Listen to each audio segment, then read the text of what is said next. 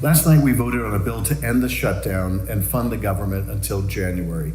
It was a bad deal that will leave millions without access to affordable health insurance, and I voted against it. Nevertheless, the bill passed, and I've received countless inquiries from people wanting to know what happened last night, what is the consequence of this, what does it mean for the future, and how did we get here?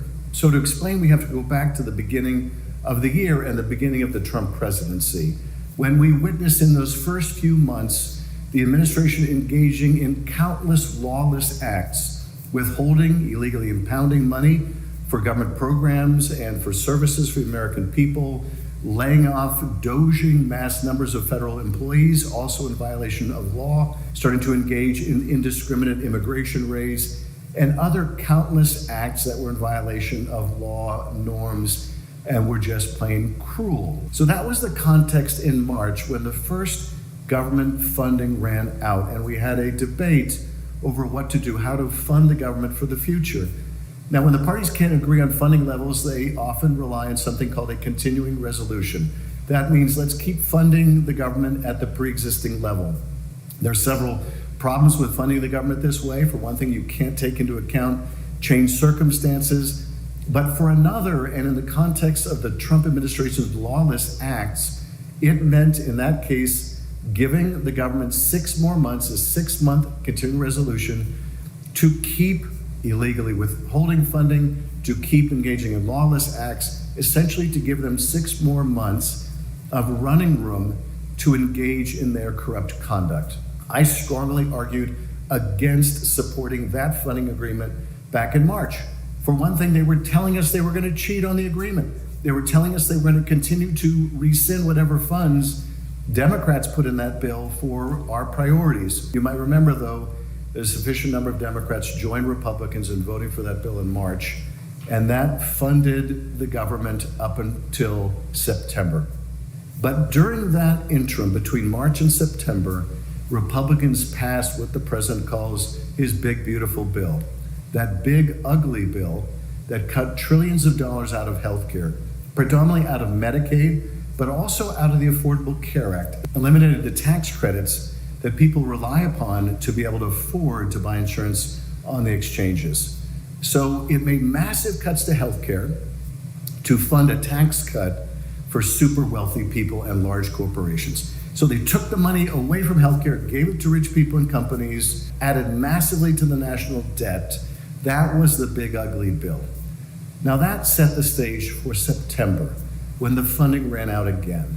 And the question was, what should be done now, when you have now even more experience of lawless actions by the Trump administration? You have the attacks on universities and on law firms, you have attacks on the media, you have the First Family engaging in rampant corruption. All of these things going on, all of this is backdrop to the funding bill running out in September. But there was one other thing that was key to the fight that began in September, and that is we got to see the first impacts of that big ugly bill, because insurance companies in the exchanges started posting what their new premiums were going to be. And by getting rid of those subsidies, people's premiums shot up by 50%, 100% or more. Millions of people, 20 million people, saw their premiums double. Those notices have gone out just in the last few weeks. So we got to see the real price. I got to hear it from my constituents who wrote to me, who called our office to explain how they had pre-existing conditions, how they were not going to be able to afford insurance and couldn't afford to be without insurance. This was the crisis that was created by Republicans, by the president in that big ugly bill. And this was the backdrop for the fight over the funding bill. Well, we didn't agree on how to resolve it, and so the government shut down. And during the course of the shutdown, Democrats made it very plain. We were going to fight to restore healthcare funding in that government funding bill, and in particular, restore funding for those Affordable Care Act tax credits. And the reason these tax credits were so important is it's not just for the people who are getting the tax credits, but also for others, because if people don't get the tax credits and can't afford coverage, and it's going to be particularly young people, healthy young people who decide, I'm just not going to be insured, That means those remaining are going to be older and sicker, and the price is going to go up for everyone, including people who don't even get the tax credits. And that's exactly what we have seen. So Democrats made it plain. You want our votes for this thing, you're going to have to provide these tax credits again. And that's where we were for 40 days, fighting over health care. And given that the Republicans controlled the White House, the House, and the Senate during the course of that 40-day shutdown, the American people properly gave responsibility to the majority party for the shutdown. They held them accountable for the shutdown. And indeed, when people went to vote last Tuesday and had the first real opportunity to express themselves about the Republican shutdown, about the Republican attacks on health care, it was a rout.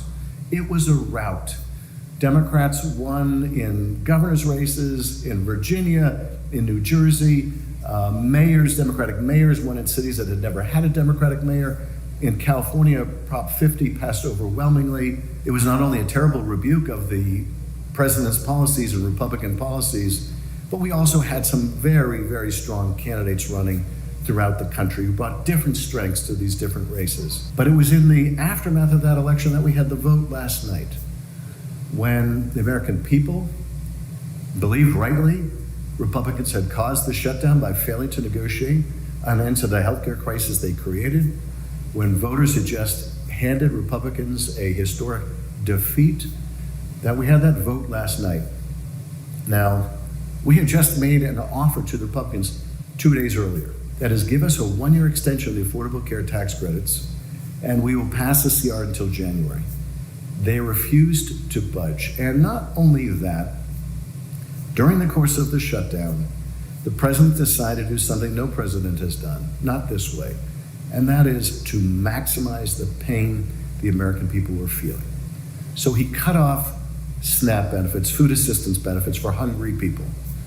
And in fact, when that was challenged in court and he lost, he appealed and appealed all the way to the Supreme Court of the United States. The president fought all the way to the highest court for the right to cut people off from food. This is how cruel the president was and is during this shutdown. And not, of course, just during the shutdown, during the course of his 1-year presidency thus far, but nonetheless, during the shutdown, he sought to maximize the pain, firing workers illegally during the shutdown, threatening others that they wouldn't receive back pay when the shutdown was over, as is required by law. In every way possible, the president sought to maximize the pain. But here's the thing.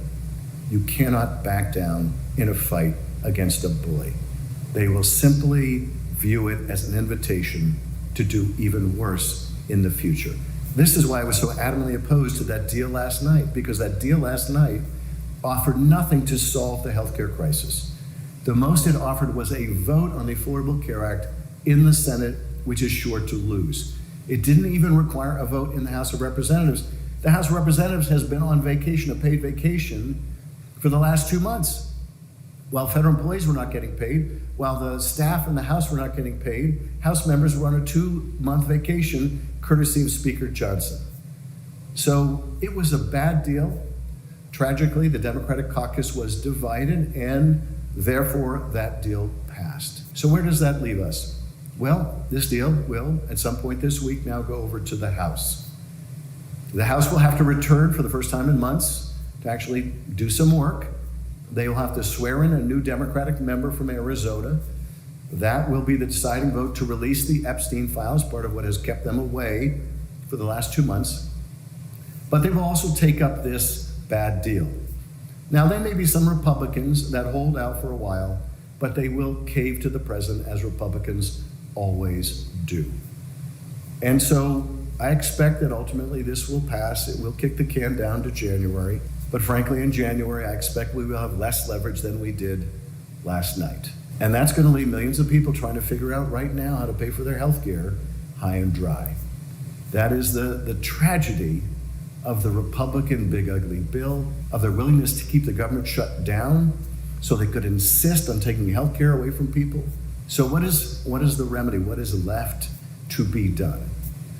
And at this point, I think the only thing that is left to be done is the same thing we saw last Tuesday, and that is you, the citizens, you ultimately have all the power here that's necessary to save this country, because the fight over health care last night wasn't just about health care. The fight back in March wasn't just about government funding either. It was also about our democracy. It was about standing up to a president who is dismantling one check, one balance after another, who wants to make himself some kind of king or dictator. It is also about fighting for our democracy. One of the reasons I felt so strongly about voting against the bill last night is that, to me, it seemed the same fight that our universities and our law firms, that our media organizations, even late night comedians are engaged in, the same fight. And much as I called my university president when these attacks on universities started and said, stand tall, stand firm, do not give in to this president, much as I called my law school president and saying the same thing, much as I called my own law firms to say the same thing, I would have had us stand firm and reject this extortion by the president. But ultimately, the only real check on this president's power is you. Ultimately, it's not going to come from Senate Republicans who are too much in his thrall, too unwilling to stand up to anything he does. It's not going to come from House Republicans who, frankly, have been AWOL for months. It's not going to come from the Supreme Court that has rubber-stamped so much illegality in this administration. Certainly not going to come from any change of heart by this cruel and corrupt president. It is going to have to come from you, the most important players in this democracy, citizens. And you will have your opportunity next November. A welcome ending or a missed opportunity. It depends on who you ask. 7 Democrats and 1 independent joined Republican senators and just voted to end the shutdown. The deal still needs, of course, to pass the House, but it will fund the government until the end of January. It will not, however, extend health care subsidies. That will be set for a date for a vote at a later time to extend those subsidies, potentially in December. Some major backlash is emerging inside the Democratic Party. Those 8 senators are defending their vote now. This was the reality. SNAP recipients suffering, nothing happening on ACA. So from suffering and no path, we've now got robust benefits and a path. Staying in a shutdown mode was not getting us anywhere. If the battle plan isn't working, you change the battle plan, you try another tactic, especially if what's happening is danger to your troops. It's like, take the win. You know, we had an election and it went well on Tuesday. You want to overplay your hand. But there are plenty of Democrats who disagree with those sentiments. For example, J.B. Pritzker says it wasn't a deal, but an empty promise. Congressman Seth Moulton said caving now makes no sense. California Governor Gavin Newsom called it pathetic and says America deserves better. Senator Chris Murphy added submission emboldens the tyrant. And Congressman Ro Khanna says Chuck Schumer is no longer effective and needs to be replaced. And then you have Congresswoman Alexandria Ocasio-Cortez saying working people want leaders whose word means something. We have Congressman Jim Clyburn here at the table tonight. His new book comes out tomorrow. It's titled The First 8. I have a copy of it here with me. I will have you sign it later. We will get to the book in just a bit. Sure. But first, this argument between Democrats. And I guess the big question is, if you didn't get the one thing that you were holding out for, what was it all for? Well, I think we saw some things that we have not talked about that did happen. We saw what has happened with SNAP. I think that came out of this. What is happening with WIC, Women, Infant, and Children programs. So some things did happen. Now, on this particular issue, I think that's a real problem because you say you change your tactics. What are you changing to? It's a little bit like me hearing from my Republican friends, as I've been hearing for years, that we've got this plan. What kind of health care plan you have? They've never put one on the table. So if you got a new tactic, what's the new tactic? That's what causes me some pause about this plan. Now, if you promise a vote, is the vote on the bill or is the vote on the procedure? If you're promising me a vote on the bill, that means you're going to give me the 13 votes that you've got that I can get past the 60-vote filibuster. Now, if you're doing that and you will allow a direct vote, then I may have some consideration for it, because I do believe if you get to the 51, there are 2 or 3 Republicans that see the value in these tax credits. Of the subsidies. Would you have voted along with the 7 Democrats that voted to go ahead and reopen the government and say, okay, you know what, we're not going to worry about the health care subsidies right this second. We just want to get this over? Absolutely not. Not from what I've seen. They may know something I don't know. It may be that they have a promise for 13 votes to get beyond the filibuster. I have not heard that. If they had that kind of a promise, that's one thing I might take a look at. But if they don't have that as a promise, absolutely not. I would not vote for this. Scott, I'm going to let you jump in here, but first I want to let everyone hear from the Speaker of the House, who Jake Tapper talked to about this very issue, about whether or not this was going to be a vote, guaranteed vote, before the ACA subsidies end up ending. Let me let you hear what Mike Johnson had to say. Would you bring it up? Well, the bill that's going to pass. To extend the subsidies, that later vote. I can't commit to anything that hasn't even passed through the Senate yet. Will you have a vote on the issue as your 13 Republicans, frontline Republicans, people that you're the speaker because of them? Yes. They're in districts that are vulnerable. Sure. Will you have a vote so they can vote? The very people that you were citing in the letter believe we have to have real reform. So you're not committing to bringing up a bill that deals with the Obamacare subsidies before they expire? I'm not committing to it or not committing to it. He's not committing to it or not committing to it. And this is the very thing that Democrats were afraid of, that if they capitulated, that the subsidies would not be dealt with. How do you respond to that? There are a lot of people worried about how expensive their health care is about to get. Yeah, first of all, Congressman, congrats on your book. Honored to be with you tonight.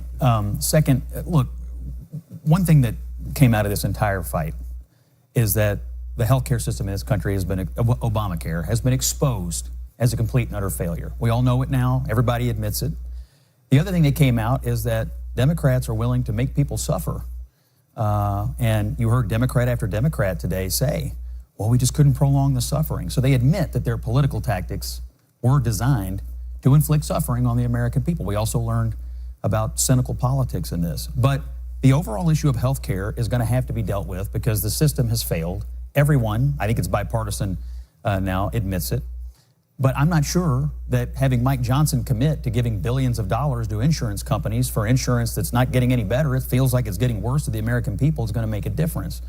I could see Democrats and Republicans coming together to discuss that, like if we're going to spend this amount of money, should we be just giving it to insurance companies or should we be doing something else with it that would actually have a chance of making it feel like you could get seen by a doctor and get a better health outcome? But what we're doing now, writing checks to health insurance companies, is not getting us any better outcomes at all. But I think what we saw also, I think what America saw, particularly people who were directly impacted and suffering, is they saw that Donald Trump does not give a damn. While people were going hungry, while federal workers were making lines that went round blocks, he was in Mar-a-Lago golfing or hosting lavish parties with seafood towers and caviar and champagne. Not at one point did he say, we have got to convene, I'm going to lead, I'm going to put Republicans and Democrats in a room around a table, like he did with Palestinians and Israelis, and we're going to craft a deal. We are all Americans and we have to figure this out. No, I mean, he just completely abdicated his duty to lead.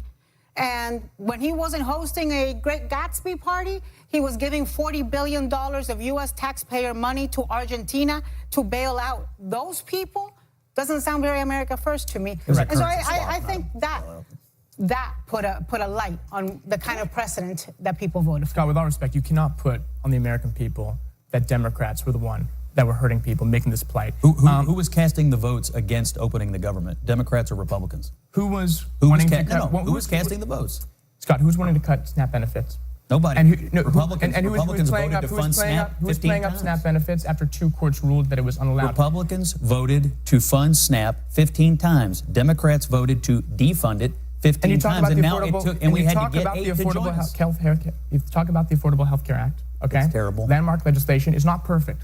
We understand that Democrats, That Republicans, is an Independents, understatement. 70% of Americans, not Democrats, not just Independents, 70% of Americans believe that they should increase those subsidies past the dead mark of December, the COVID era subsidy benefits. So it's a huge, huge thing that Democrats, Republicans, 70% agree with. And look, when it comes to the government shutdown, I was of the persuasion that to go for it, I didn't really get it. Democrats wanted to fight. They got a fight. Chuck Schumer, back in last year, didn't fight. He got a lot of flack for it, particularly in his home state of New York. So they wanted to fight, but they found a fight that was worth fighting with talking about the Affordable Health Care Act. People were with them. Democrats were leading in the polls. We won big on Tuesday. That's what it was for, right? It was for the election, right? Well, I think we should have kept going. What I don't understand, and which I would love others to help me out understand, I don't understand why we caved so soon when the American people seemed to be on our Because the side. election ended. You just said it. It was for the election. Listen, The election ended. Then hold you on a caved. second. I know a lot of Republicans, I know a lot of Democrats. They're cut from different cloths. Democrats simply don't have the cold-heartedness necessary to see people suffering and just say, let them eat cake. Yeah, but then they are not the types that They they're not voted repeatedly to do it. I mean, you just heard Democrats And what on was our Donald air. Trump doing in the meantime? He doesn't know Donald vote in the Trump is- legislature. No, he's the You president just- of the United States, you just- the most Anna, powerful president Anna, with we Republicans just in my played- lifetime, we just Scott. played- He never once even told them, come back to Washington. we just played You guys Democrat. have been out of Washington for a month and a half. Correct. A month and a half. Anna, we I'm just gonna let played Brianna Democrat get after a Democrat word in. admit that the Democratic plan to prolong the shutdown was causing, quote, suffering. That was their words, not mine. Democrats themselves realized the tactic of suffering was no longer something they could personally stomach. That was their party, not Republicans. Only 7 Democrats voted for this. 8. Not Democrat after Democrat. No. He caucuses with the There were Democrats. 7. He and made then caucus with them. Don't split He's hairs. in He the- caucuses with the And you're Democrats. absolutely I- right. You're I right. know exactly. Democrats did fold because Trump was wagering the American people's health, safety, and food security Dylan, on So- politic games. We And kept- the we kept Democrats, the voting one no. silver All right, lining I see that I we can wanna be jump in proud here of too now. as I'm gonna Democrats let you is we jump in. folded because we're the party of humility and humanity.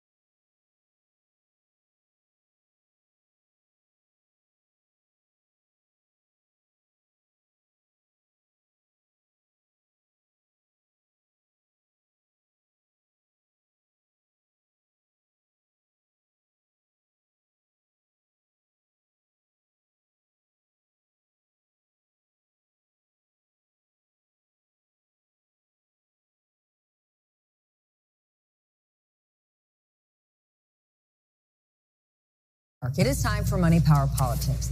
I want to talk about the top issue for voters in last week's election, and I would say most elections: the economy, affordability, and housing.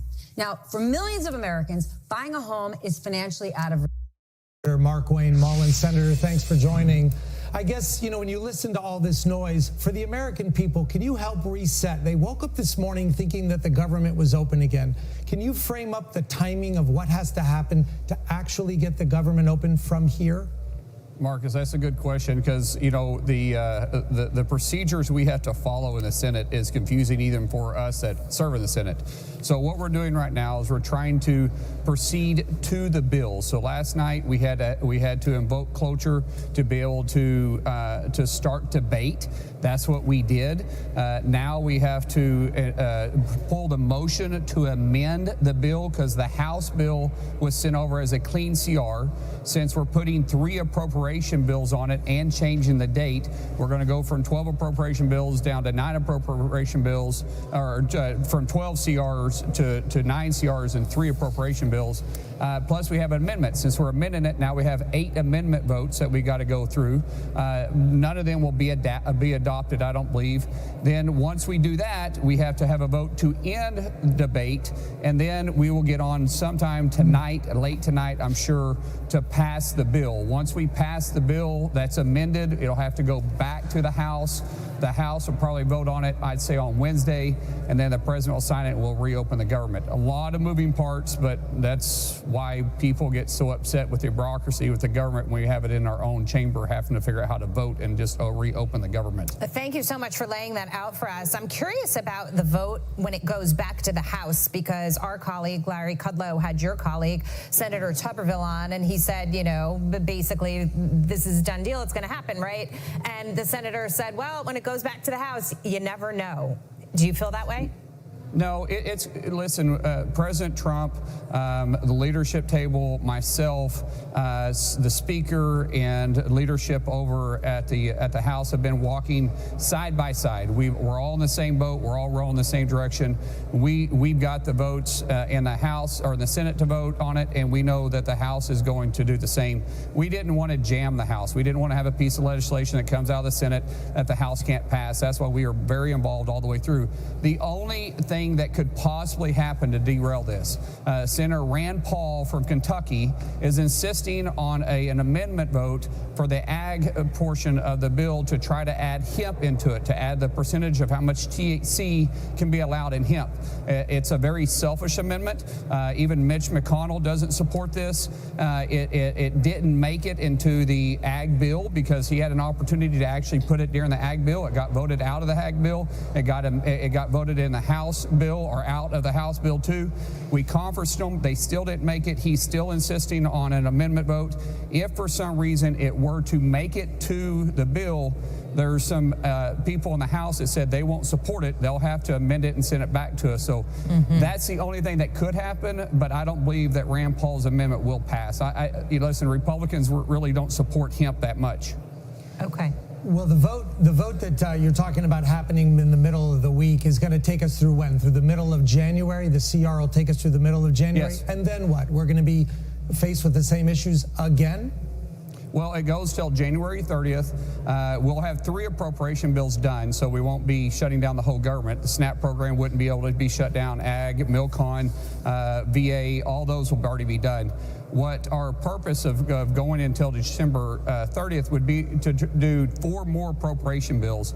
If we can get the 4 more appropriation bills, which we've already had voted out of conference, they're already ready to be moved forward.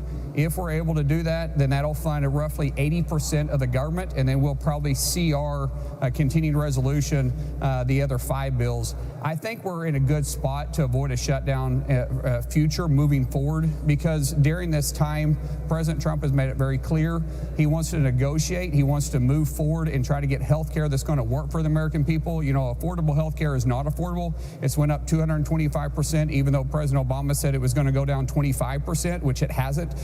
They know it's not a working bill anymore, so it needs to be redone. We can go from having a community organizer underneath President Obama trying to fix our health care to actually a successful business guy that can bring in people like Dr. Oz, regardless of what Hakeem Jeffries says, that can help fix the health care system, get it working for the American people again. Well, let me ask you this, Senator, because the 5 Democrats that joined the Republicans in the Senate, their big pitch to the American people, because essentially they're walking away right now looking like they closed the government down for 40 days and they didn't get what they want, which they didn't.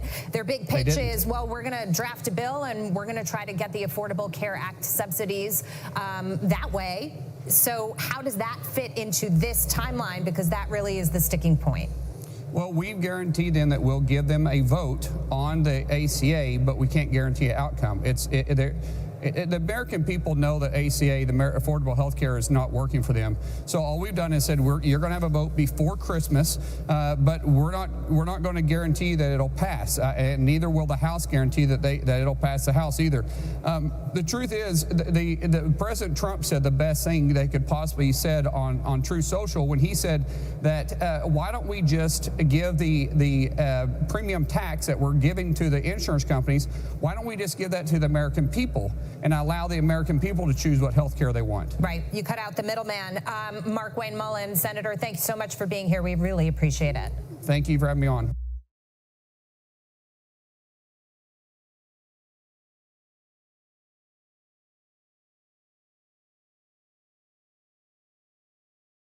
Public humiliation inside the Democratic Party. It's never been this bad. After 40 days, 40 nights of nothing but political grandstanding, a handful of Democrats finally agreeing to end their own party's filibuster, thankfully clearing the way for an end to the longest government shutdown in history. Now, we will check in with Pennsylvania Senator John Fetterman. He will join us. Lindsey Graham will join us. Again, we're still awaiting final passage. Our good friend Stephen A. Smith has a very important message for his fellow Democrats about this shutdown, and he does blame them. And what do Democrats have to show for all of this? There is now an all-out political civil war that has broken out within their ranks, which we will get to in detail. But we do begin with the single most pointless shutdown in American history. Democrats closed your government for nearly 6 weeks. Federal workers went without pay, and look at your screen. Food assistance programs went dry. In fact, 42 million Americans went without SNAP assistance. Meanwhile, you see what's happening at our nation's airports. The FAA forced to cut back flights all over the country. As a result, there were more than 10,000 flight delays in the past 24 hours alone. But that's not all. More than 5,300 flights have been canceled. This is very real pain felt by Americans far and wide, coast to coast, the longest shutdown, as I said, in history. Take a look. I don't really care what your political persuasion is, but you should really call your senator. Because I'll tell you, this is costing the airlines millions of dollars. And just think of 30 airplanes with one engine running. And it's going to take us at least 90 minutes to take off. So it's frustrating. It's really frustrating for me.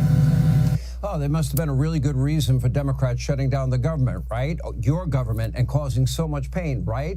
After all, Chuck Schumer has been against government shutdown since forever.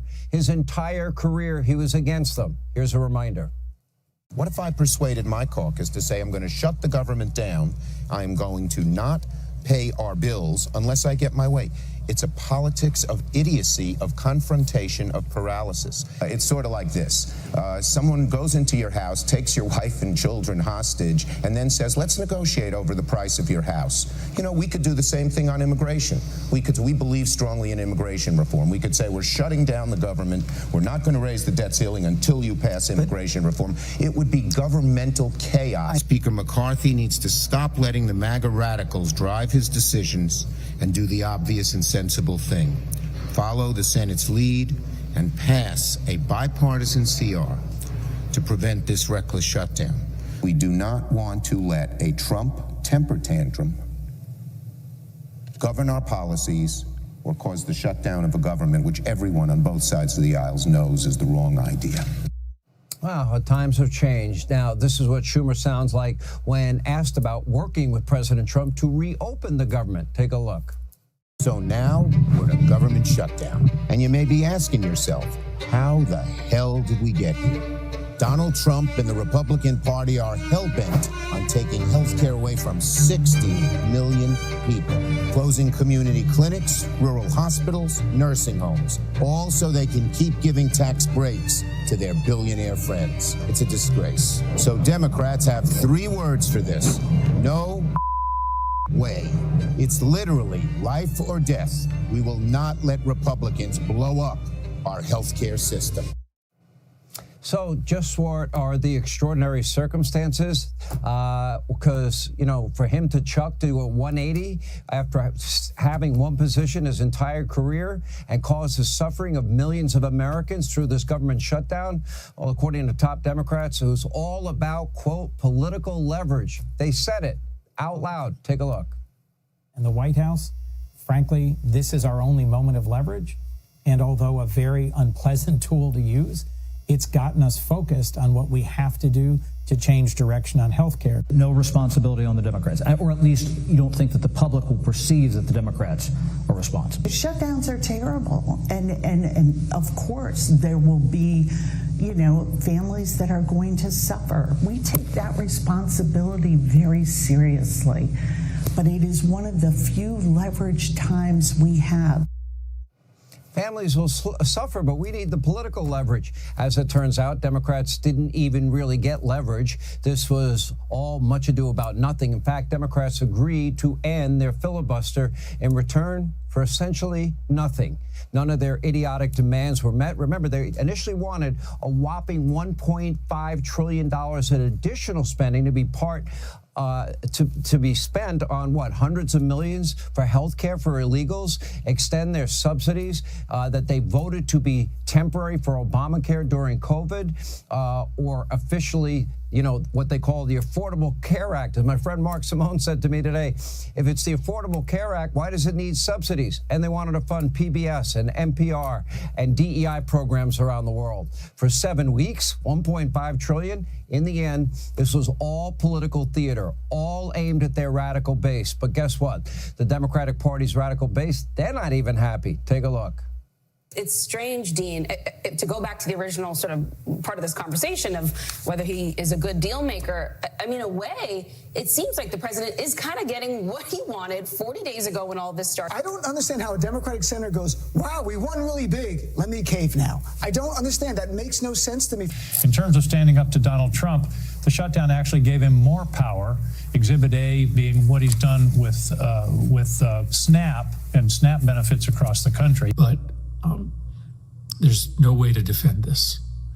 And you are right to be angry about it. I'm angry about it. Oh, I think this whole thing stinks. And I think most members of the House caucus on the Democratic side are absolutely outraged. Tonight, 8 Democrats voted with the Republicans to allow them to go forward on this continuing resolution. And to my mind, this was a very, very bad vote.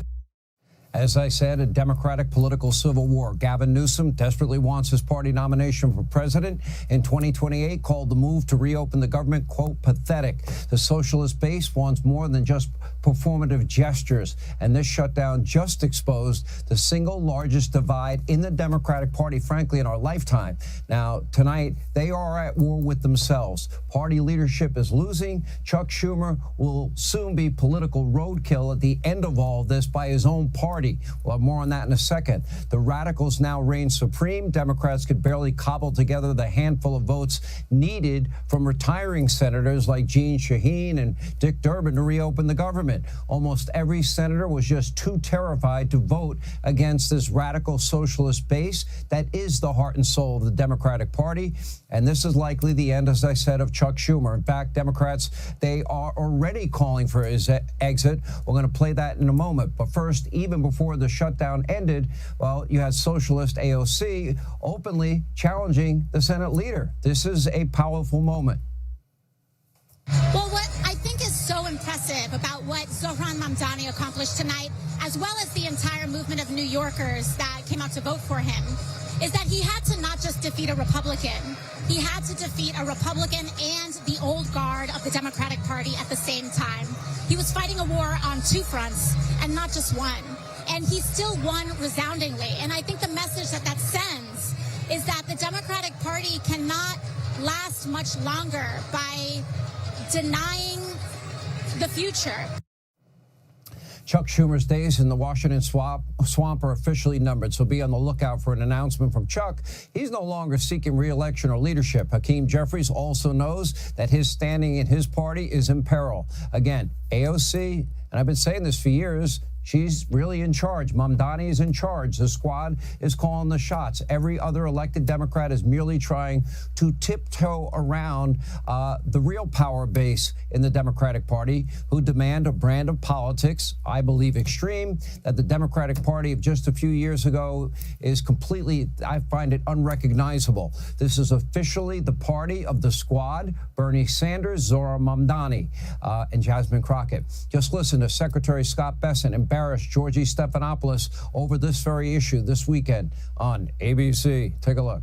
George, the best way to do it, and look, you were involved in a lot of these in the 90s, and you basically called the Republicans terrorists, and you said that it is not the responsible party that keeps the government closed. And so what we need is 5 brave, moderate Democratic senators to cross the aisle, because right now it is 52 to 3.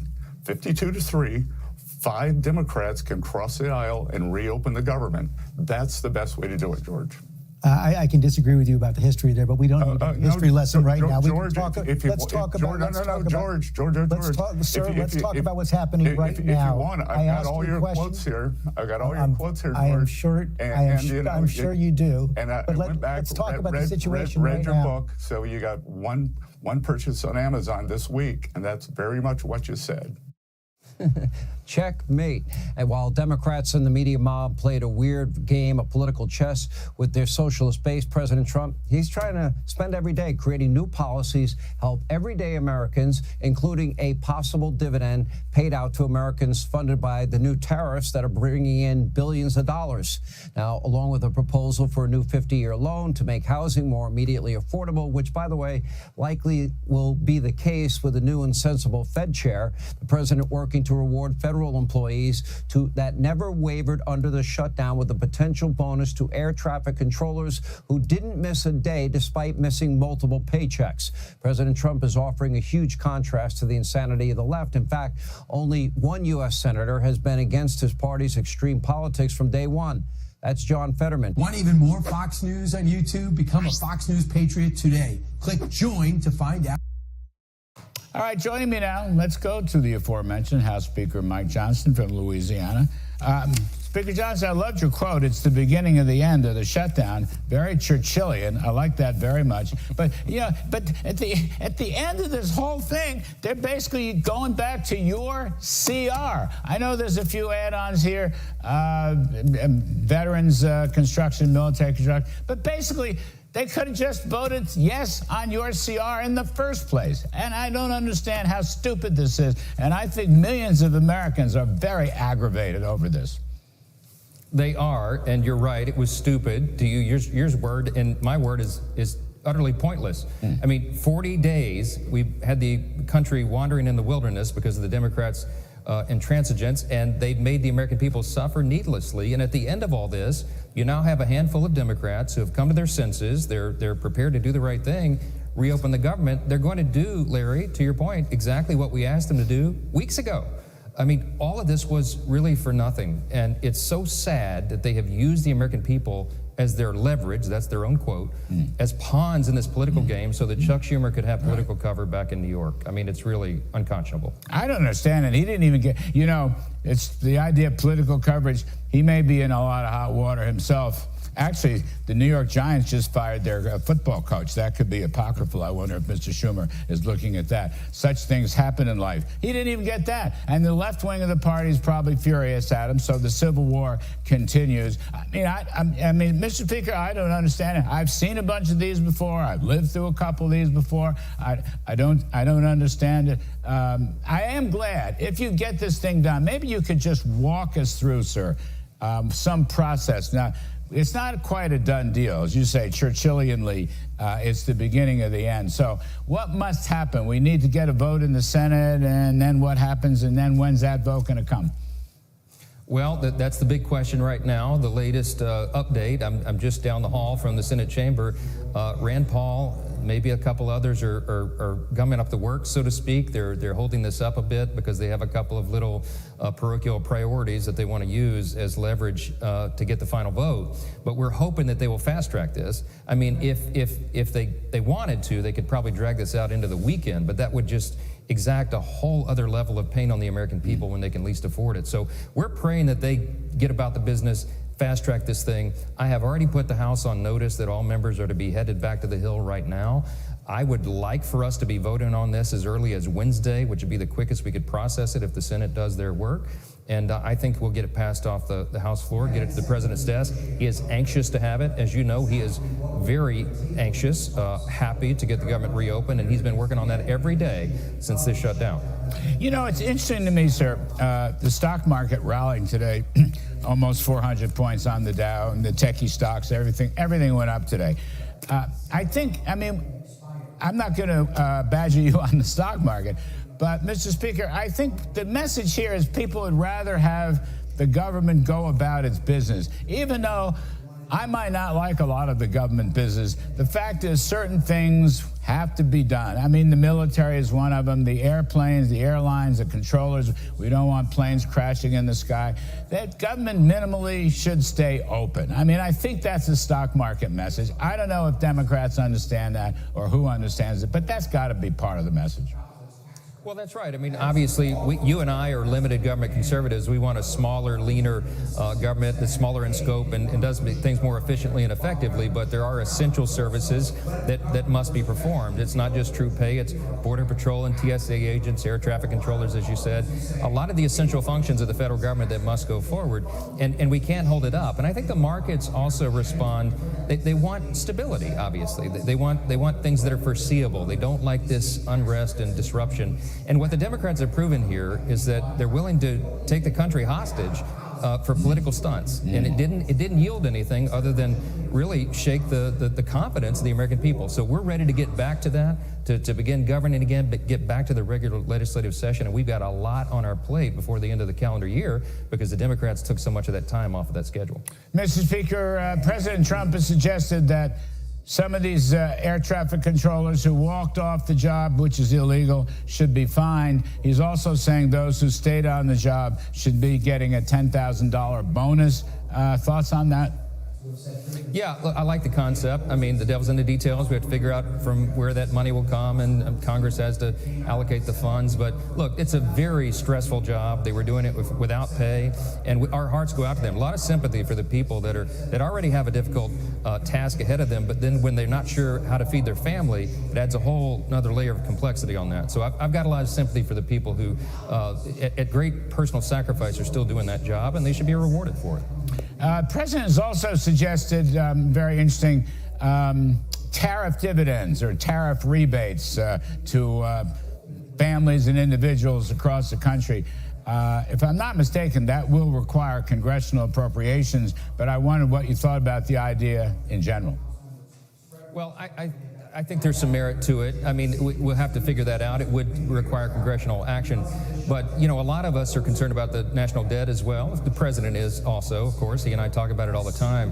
And so, the discussion would be if you have trillions of dollars in new revenue, what's the best use for it? Should you pay down the debt? Because that saves families a lot of money in the long run and puts us back on sound fiscal trajectory. So there'll be some intense fellowship over that, as we see in the Deep South, Larry, about what to do with this revenue.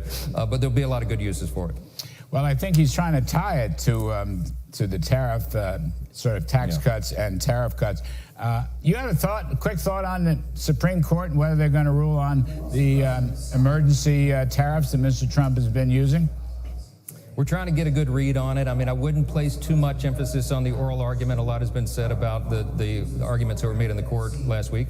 I used to be a federal court litigator. I did appeals cases, so I learned a long time ago, early in my career, don't put too much stock into the questions that are asked by the courts, the judges. Sometimes they'll do something unexpected. But I think it's close. It's probably a 5-4 opinion one way or the other. I hope that they uphold the executive's use of that authority. You know me, I'm a jealous guardian of Article 1 of the Constitution. I mean, the legislative branch is the most important, and I'm in charge of that in the House. But I don't think the president has overstepped his bounds. I think he's used that tariff authority wisely, and it's given him leverage in the strategy on these trade agreements. It's a lot of good has come out of that. I think the court should give deference to the Article 2 branch, and hopefully it continues. You know, just speaking about that, rebates and tariffs and so forth, foreign policy has got to be an important part of that decision. What about the idea of using direct spending on some of these health care programs? You know, give it to the individuals, give it to the families. Don't go through the insurance companies. Use health savings accounts, things of that sort, Mr. Speaker. Is any of that washed with you? Yeah, I think there's some really important ideas that are entwined in all that. The problem with the Democrats is that they've created a healthcare system that never worked. I mean, the Unaffordable Care Act was unaffordable from the very beginning, and it's driven premiums up, skyrocketed since it was created in 2010. Since then, the Democrats' response has been to throw more money at a bad and broken system. And subsidizing the insurance companies is not the answer, because it just drives the cost up even further. So we need to look at the root causes. The Republican Party is the party that is working on that, has been working on it, and has more ideas going forward. We got to bring down the costs, and you can do that in a responsible way that also increases access and quality of care. And we got notebooks full of ideas on how to do that. We got to build consensus around it. Last one. I know you're busy. We appreciate your time, as always, for these interviews. The idea of affordability, I mean, because you have blue state victories re-electing Democrats, I don't know how important that was a week ago in the elections. Some people think it was. But my question to you is, does the GOP have to do a better job selling everything inside one big, beautiful bill, the economic growth aspects of it, you know, getting inflation down and getting real incomes up? We've had a lot of foreign policy successes through the president. He's doing some magical things. There's no question about that.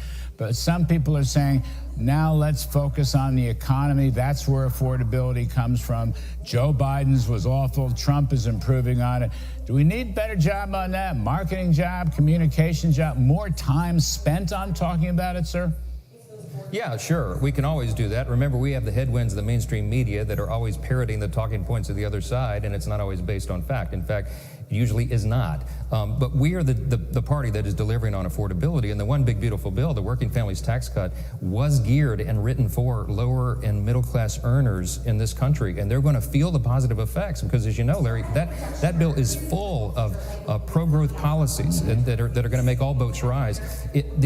All the aspects of that bill have not yet been implemented, but they will be. And as we go into the new year and we glide into the election cycle, people are going to be feeling that. And I think they'll reward the people who put that in place. Remember, the Democrats' solution to everything is more government, and that is not the answer. That will only make it worse. They grow government, they spend more money, they would spend us into oblivion. So you need common sense back, and that's what the Republican Party and President Trump are delivering. You know, right. People should not forget how affordability crashed during the Biden years, with an inflation rate that was up over 20%. Real wages went down. Somebody in the White House just told me the other day, $3,500. It could have been $4,000 decline in average working folks. Already under Mr. Trump, they're up. They're recovering by $1,300 or $1,500. I mean, isn't that the essence of it?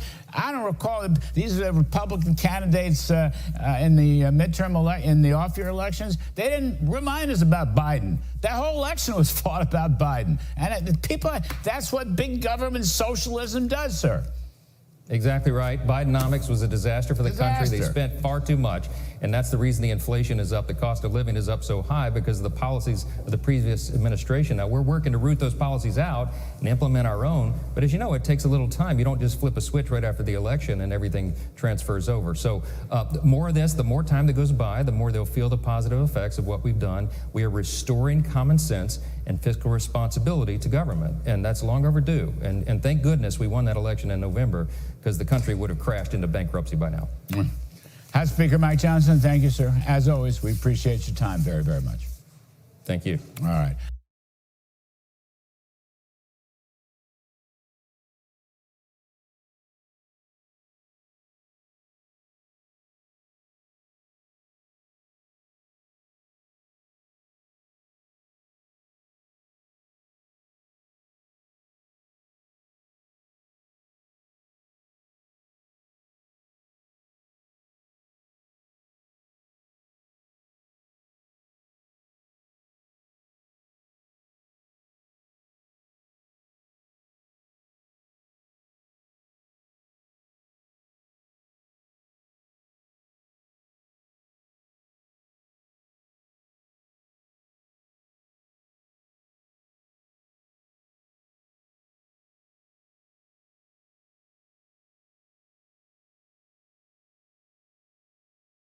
The Democrats are in crisis after the government shutdown they so desperately held on to for 40 days is coming to an end.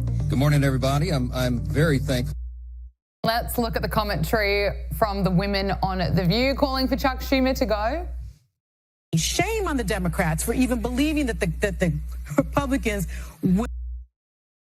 They'll need unanimous consent from all senators to fast-track their final vote. As you know, there are some procedural hurdles that one or more could throw in the way, but we certainly hope that they won't do that because so many people across this country are desperate for the government to reopen.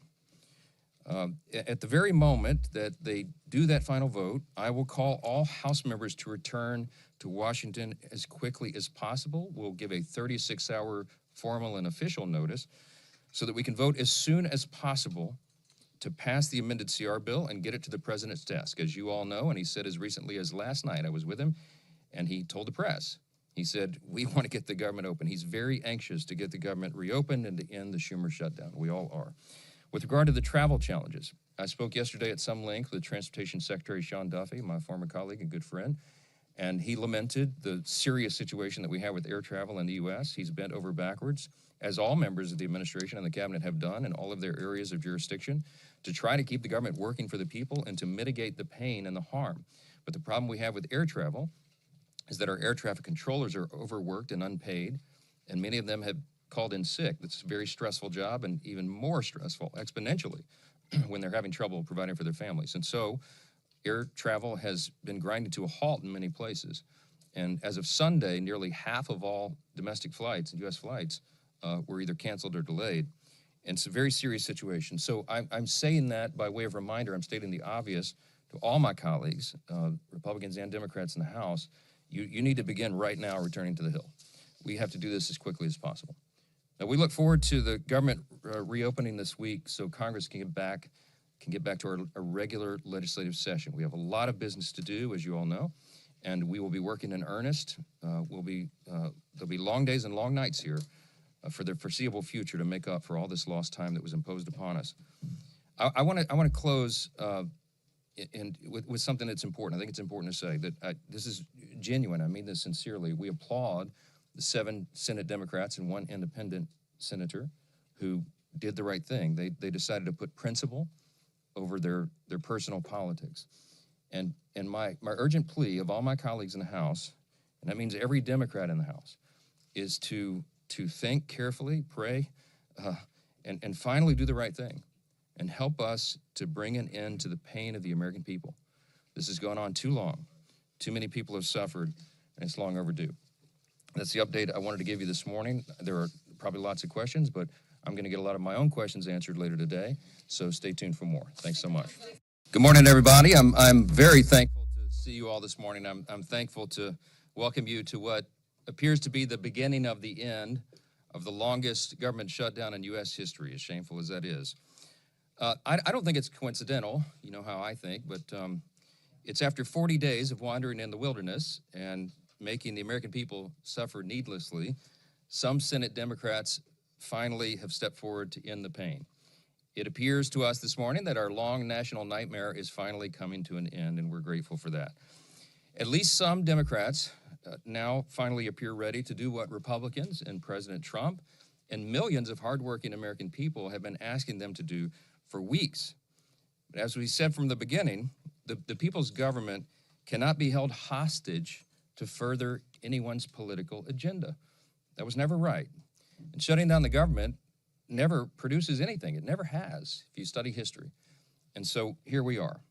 I want to remind everybody this morning of another critical point that you've heard me here repeat over and over the last several weeks. It's something that I and Leader John Thune and President Trump and every Republican leader have all said repeatedly from the beginning. We have always been open to finding solutions to reduce the oppressive costs of health care under the Unaffordable Care Act. We just made clear that we would not and should not ever do that, that is, negotiate as hostages. And I've also reminded you here every morning at this press conference throughout the shutdown, Republicans have not just been talking about reducing costs and fraud and abuse in so many areas and in healthcare. We've been actually passing new laws to accomplish that urgent mission for the people, and we will continue to do so. So here's where we are by way of schedule, just so you know, you're following. And if you're not at home, if you're waking up to this good news this morning, the Senate's vote late last night of 60 to 40 opens the door now.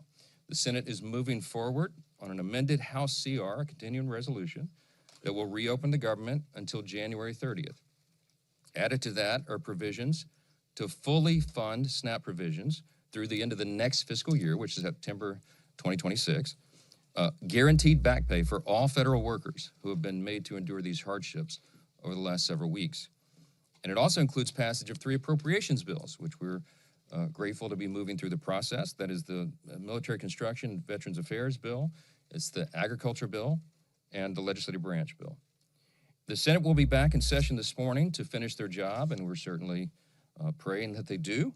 They'll need unanimous consent from all senators to fast-track their final vote. As you know, there's some procedural hurdles that one or more could throw in the way, but we certainly hope that they won't do that because so many people across this country are desperate for the government to reopen.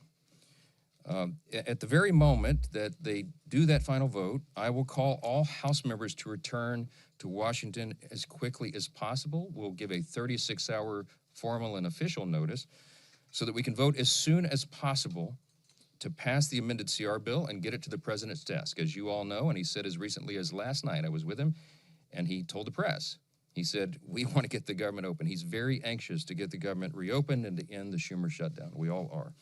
With regard to the travel challenges, I spoke yesterday at some length with Transportation Secretary Sean Duffy, my former colleague and good friend, and he lamented the serious situation that we have with air travel in the U.S. He's bent over backwards, as all members of the administration and the cabinet have done in all of their areas of jurisdiction, to try to keep the government working for the people and to mitigate the pain and the harm.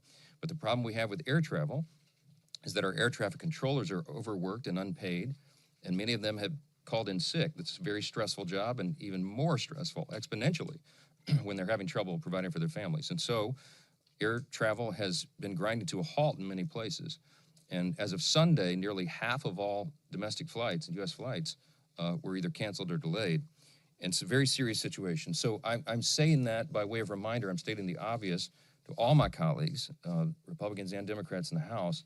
You need to begin right now returning to the Hill. We have to do this as quickly as possible. Now, we look forward to the government reopening this week so Congress can get back to our regular legislative session. We have a lot of business to do, as you all know, and we will be working in earnest. There'll be long days and long nights here for the foreseeable future to make up for all this lost time that was imposed upon us. I want to close with something that's important. I think it's important to say that this is genuine. I mean this sincerely. We applaud the 7 Senate Democrats and 1 independent senator who did the right thing. They decided to put principle over their personal politics. And my urgent plea of all my colleagues in the House, and that means every Democrat in the House, is to think carefully, pray, and finally do the right thing and help us to bring an end to the pain of the American people. This has gone on too long. Too many people have suffered, and it's long overdue. That's the update I wanted to give you this morning. There are probably lots of questions, but I'm going to get a lot of my own questions answered later today, so stay tuned for more. Thanks so much.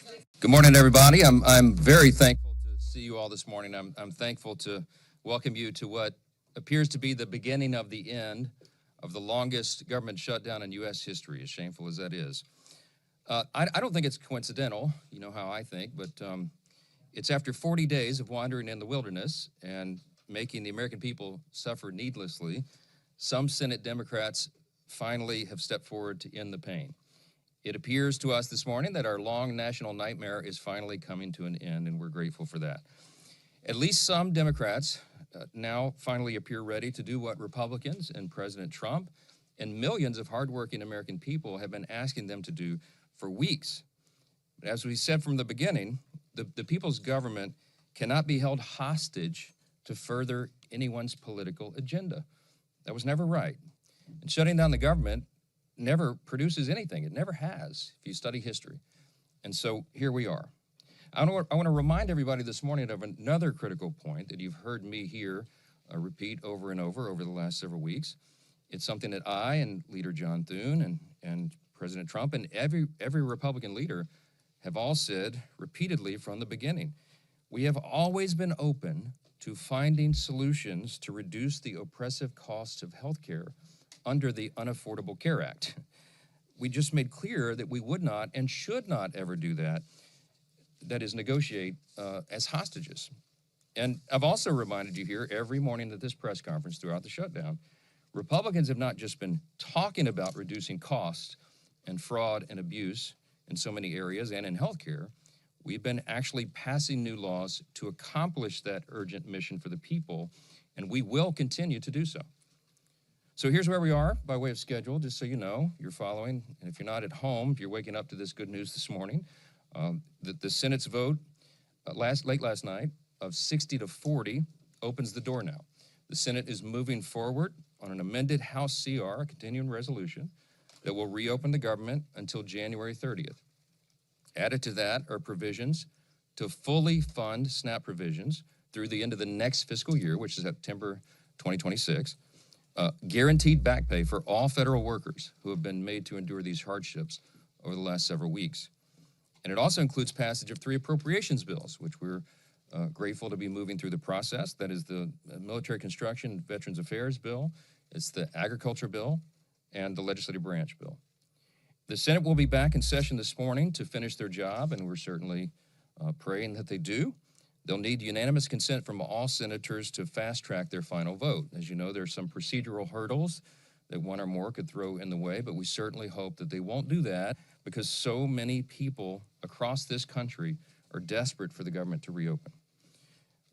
At the very moment that they do that final vote, I will call all House members to return to Washington as quickly as possible. We'll give a 36-hour formal and official notice so that we can vote as soon as possible to pass the amended CR bill and get it to the president's desk. As you all know, and he said as recently as last night, I was with him, and he told the press, he said, we want to get the government open. He's very anxious to get the government reopened and to end the Schumer shutdown. We all are.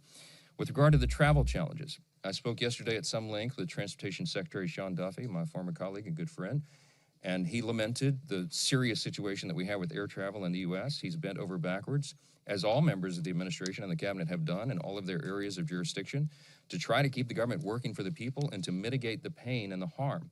But the problem we have with air travel is that our air traffic controllers are overworked and unpaid, and many of them have called in sick. That's a very stressful job, and even more stressful exponentially when they're having trouble providing for their families. And so air travel has been grinding to a halt in many places. And as of Sunday, nearly half of all domestic flights and U.S. flights were either canceled or delayed.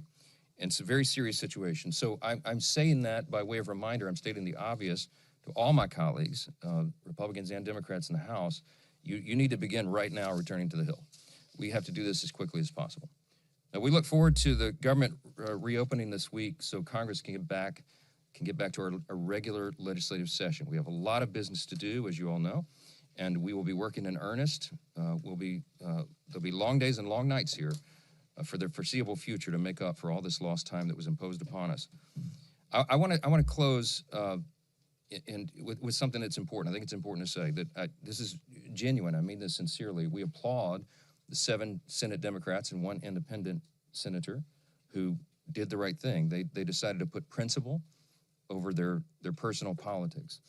And my urgent plea of all my colleagues in the House, and that means every Democrat in the House, is to think carefully, pray, and finally do the right thing and help us to bring an end to the pain of the American people. This has gone on too long. Too many people have suffered, and it's long overdue. That's the update I wanted to give you this morning. There are probably lots of questions, but I'm going to get a lot of my own questions answered later today, so stay tuned for more. Thanks so much. Good morning, everybody. I'm very thankful to see. In his first term, Donald Trump created the longest government shutdown in history, and now in his second term, Donald Trump has set. We are now 357 days away from the midterms, and after a historic 40-day shutdown, the government may be reopening soon. Tonight, the Senate voted on a final passage of a funding deal negotiated by a group of Democratic senators and Republican leadership. The 8 Democrats backing the plan consisted of a mix of retiring lawmakers, not at risk, senators not up for re-election this cycle, not really at risk, and independent Angus King of Maine. The agreement funds the government at the existing levels through January 30th, approves 3 full-year appropriation bills for certain agencies, and reverses shutdown-related layoffs of federal workers. But one thing that the package does not include, the main issue Democrats shut down the government over, extending Affordable Care Act subsidies. The Democrats involved defended their decision, saying the Senate GOP promised to hold a vote by mid-December to extend these health care credits. Watch this. It's been 6 weeks. There's been the Republicans made it clear they weren't going to discuss the health care issue, the Affordable Care Act tax credits, until the shutdown was over. Waiting another week or another month wouldn't deliver a better outcome. It would only mean more harm for families in New Hampshire and all across the country. SNAP recipients were suffering, and there was no guarantee we would ever get to an ACA solution. Now we've got robust SNAP funding and a guaranteed vote, not a guaranteed outcome, but a guaranteed vote on ACA tax credits. But this deal is causing a rift within the party, and Senate Minority Leader Chuck Schumer, who voted against the package, he's now facing some calls to resign. Meanwhile, MSNBC is reporting that House Speaker Mike Johnson told his members that a vote on the bill could come as soon as Wednesday. It would then need to be signed by President Trump, who backed the approach earlier today. At least he said he would. It's too bad it was closed, but we'll be opening up our country very quickly. Mr. President, that deal does reverse the mass firings your administration put through during the shutdown. Did you sign off on that, and will you abide by that if this passes? Well, I will be. I'll abide by the deal. The deal is very good. All right, so you can sit back. We got a lot to unpack tonight, so let's get smarter with the help of our leadoff panel. Luke Broadwater is here, Pulitzer Prize-winning White House correspondent for the New York Times. Michael Schnell, MSNBC congressional reporter who has been on the Hill all day. And Susan Glasser, staff writer for The New Yorker. Okay, Michael, this thing is not a done deal. The House needs to vote on Wednesday. What comes next?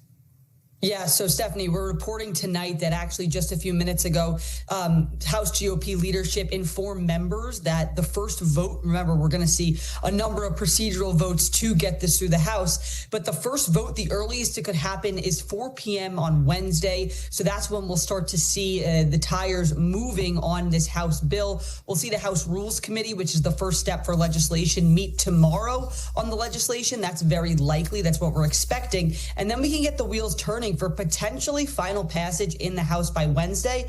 I had reported earlier today that on a conference call, Speaker Johnson told his members he's hoping to get this done by Wednesday. So very clearly, a lot of urgency among House GOP leadership to finally get this bill to President Trump's desk. Today's day 41 of the shutdown. It's already the longest shutdown in U.S. history. Nobody on Capitol Hill wants to add days to that number. Okay, Susan. From a purely political standpoint, I know there's some very frustrated people out there, but just play politics for a moment. Is compromising with Republicans now the best move for Democrats, right? The government reopens, planes are in the air, SNAP payments go out, federal workers get their jobs back, we are functioning again. And healthcare costs may get fixed, but if they don't, the blame falls squarely on Republicans. And after 40 days of this mess, the whole country knows, again, the blame will be squarely on Republicans. Well, that's right. So put aside the internal Democratic blame game for a second, Steph. And, you can understand the logic of those who are supporting this bill in the sense that they argue that we've put the issue of healthcare back into the center of the conversation, that we've extracted, this plan for a vote, not an outcome, but a vote in December in the U.S. Senate. By the way, no pledge in the House that they would also have a vote. So it does not seem like all that much of a concession that they've rung there. But putting that aside, I think Democrats think this is an issue that they're looking to take into the 2026 midterm elections, both healthcare and I think the issue of which party is more committed to keeping the U.S. government open and functioning. Both of those are issues that are going to be stronger for Democrats. politically. It was remarkable, in fact, to see the polls that suggested that voters, even many Republican voters, were willing to blame Republicans and or President Trump for the shutdown, even though it was Democrats who had decided on that as a political strategy. It underscores the extent to which Democrats are still seen as the governing party. They're definitely seen politically as the party that wants to deliver health care to you. I think Democrats believe that when those Obamacare premiums start to, people start to see the price tag that they're being asked to pay, that combined with the higher prices that Donald Trump says are not higher prices but are lower prices, but we all know they're higher prices. When you add those things up, that you're looking at potentially a lot of very angry voters in the midterm elections. So how, Luke, is the president and Republicans viewing this, right? Healthcare premiums are still going to go up for Americans, including Donald Trump's voters. And come January, the funding runs out again. Yeah, this is a fascinating situation because the White House feels like they won on the facts and the substance of this, that Democrats shut down the government. They didn't get anything for it. They took the offer John Thune made them a month ago and finally accepted it. And they feel like on the substance they won. But what happened during this month? Donald Trump used a sort of scorched earth campaign to bend Democrats into breaking, right? They refused to fund SNAP benefits. They tried to lay off thousands and thousands of government workers. They said they wouldn't pay people their back pay. On and on, the list goes on. They cut the flights. They said they would increase the pain at airports. They were using everything they could do to try to force the Democrats out of their stance of the shutdown. But in doing so, what all the polls show is that it looks like the Democrats won on the politics, that a contrast emerged where the Democrats were fighting for health care, they were fighting for government workers, they were fighting for the poor, and it looked like the Republicans and Donald Trump were the people willing to have people go hungry during this. So yes, maybe they won on the substance at the end of the day, but it seems like Democrats have a lot of political fire and fuel coming out of this. I mean, I can see the billboard. While Donald Trump was fighting the court system to not pay SNAP benefits, we made a compromise and reopened the government. That's the argument they're going to be making. But Michael, I want to talk about the big E in the room, and I am not talking about the elephant. I'm talking about Epstein. Are we so absolutely sure that Donald Trump is going to sign off on this and reopen the government? Because once it opens, they're going to vote on the Epstein files. Yeah, I mean, look, from all indications, you showed the tape of President Trump earlier today in the Oval Office. He's supportive of this deal. Of course, nothing's final until that pen actually hits the paper. But you bring up a good point that the Epstein saga is going to come back to the forefront once the government reopens and the House gets back into session. Speaker Johnson told House members, House Republicans, on a private call earlier today that swearing in Congresswoman-elect Adelita Grijalva is going to be the first order of business. That's according to a source on the call. So she is going to finally be sworn in after first winning her race for the seat back in September. It's been such a long time between that election and when she's finally going to be sworn in. Grijalva has made very clear she plans to be the 218th vote on that discharge petition. Now, I want to just note to folks watching now, it's not going to be immediate when we're going to see this vote. There's a lot of arcane procedure that surrounds these discharge petitions. Essentially, once that final signature comes through, there needs to be at least 7 legislative days, which is a day that the House is in session, between when we could actually see a vote. So it's possible, because of Thanksgiving coming up in the House schedule, that we may not see a vote on releasing the Epstein files until maybe early December. But certainly, Speaker Johnson has told his members Adelita Grijalva will be sworn in this week. She's going to sign the discharge petition, and we will finally see this vote. We've been talking about this vote since over the summer. It's been a long time coming. So the Epstein files very much so going to be back on the forefront. Susan, same question to you. We have all covered Donald Trump for a long time. And I can remember in the first administration talking to that White House when there would be terrible, outrageous headlines for the president. And they were always like, we're just going to ride it out. There'll be new news tomorrow. No one's going to care about this story. People have not been focused on the Epstein files because we've been focused on the shutdown. But the American people And we're going to talk about it later in the show, but especially now that there's a whistleblower and new news about the way Ghislaine Maxwell is being treated with kid gloves in jail in Texas. People really still care about this. So do you think Donald Trump definitely wants to reopen? Because we're going to be back focused on Epstein, not us, the American voter. Well, let's point out that it is remarkable that the Speaker of the House has kept the House of Representatives out of session since, I believe it was September 19th. So actually predating the longest government shutdown in U.S. history, the House has not been allowed to come into session, essentially because Mike Johnson was running interference and protection for Donald Trump. And that is a really remarkable thing. I can't think of anything like it. I began my career covering Capitol Hill for a roll call newspaper for 8 years. I just, there's nothing that's ever been like this. Not only for the Speaker of the House to essentially hit one of the two chambers out of business for such a long period of time, but to do so at the behest of the president. It certainly underscores that the Republican Party on Capitol Hill is not really an independent entity anymore, functioning as a separate branch of government, but essentially as a dependent or even a codependent branch of government along with the White House. So that's one thing. They've been running interference for Donald Trump. At a certain point, the music stops on that. It's an issue that you've got to wonder if they're willing to take such extreme measures. That's the thing that's really caught my attention. What is it exactly that Trump is so concerned about that he's willing to basically have us shut down the U.S. House of Representatives? It does certainly lends credence to the idea that this is a very damning political disclosure, but, we don't know. What we know is that it's extraordinary.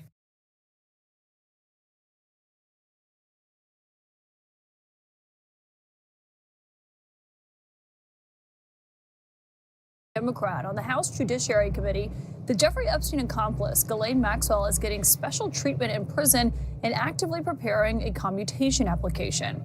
In a letter from Congressman Jamie Raskin addressed directly to President Trump, Raskin says the whistleblower at Maxwell's new prison camp alleges that her extraordinary treatment includes customized meals delivered directly to her, visits to the prison exercise area after hours with a prison guard escort, and even access to a service dog in training to play with. This whistleblower also claims that one top prison official complained that he is, quote, sick of having to be Maxwell's B-word. I'll note that CNN has not independently verified the whistleblower's claims, but my source on this tonight is Congressman Jamie Raskin. And Congressman, on this whistleblower, I think a lot of people want to know what else they had to say to you.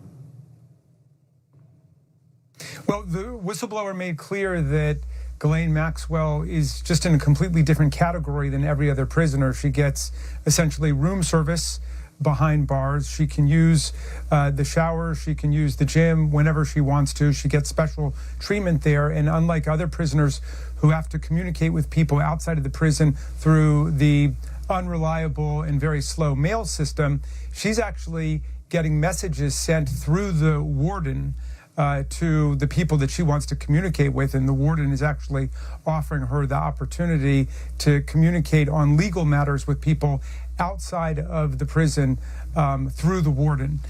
So it's a pretty extraordinary situation. Of course, her presence in that camp facility itself is completely astonishing, given that they had never had a sex offender before, and sex offenders were not allowed in that camp. But she was allowed in, and she got in pretty much on an overnight basis after she met with Todd Blanche.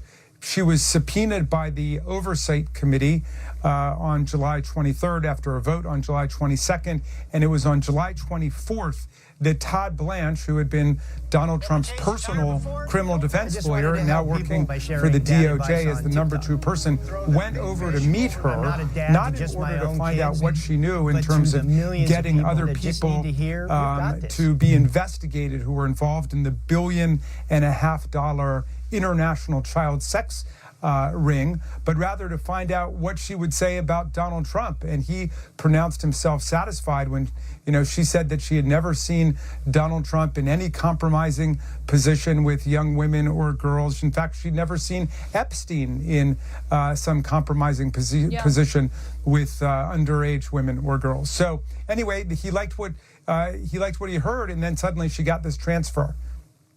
Yeah, and we've asked the White House about that and Todd Blanche himself. But can I ask you on the whistleblower, did you speak to this person directly?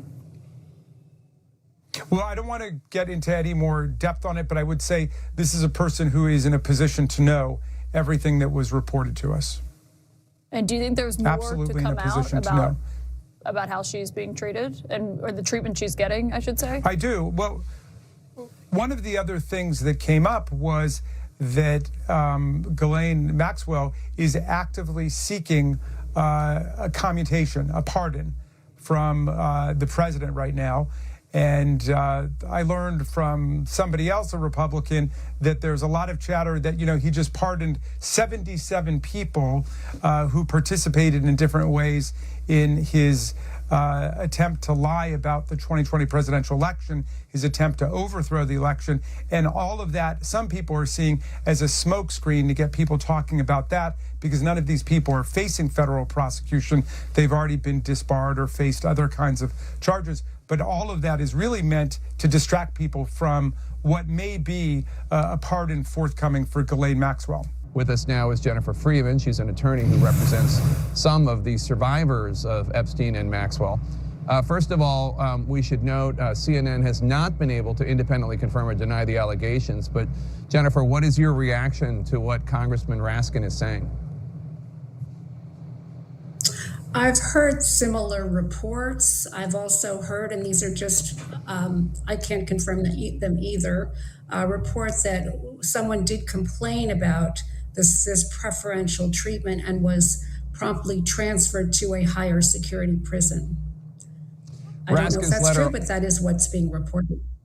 Raskin's letter also alleges that Maxwell is working on a commutation application to get out of prison. She would send this to Trump, presumably. Its exact contents and whether it's been submitted, that was not immediately clear.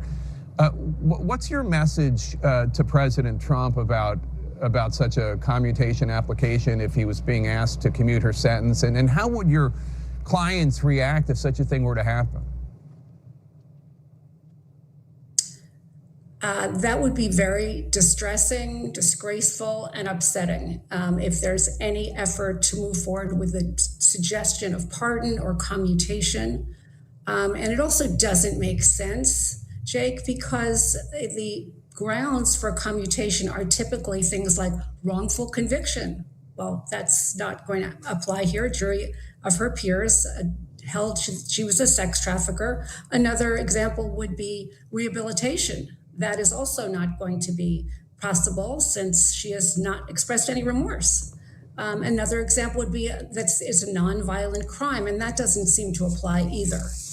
In fact, I took a look at the particular form that you'd have to fill out, your attorney would have to fill out, and one of the questions on the form was, what was your role in the offense? And do not omit facts or minimize your role. And do you accept responsibility for your criminal conduct? So she's going to have to, if she goes forward with this, she's going to have to address those issues. Jamie Raskin, Congressman Raskin's letter also demands that President Trump make Deputy Attorney General Todd Blanche, who before he was in government, he was a former personal attorney for Trump, available for a public hearing. Would you like to see that? Would you like Todd Blanche to sit for a public hearing?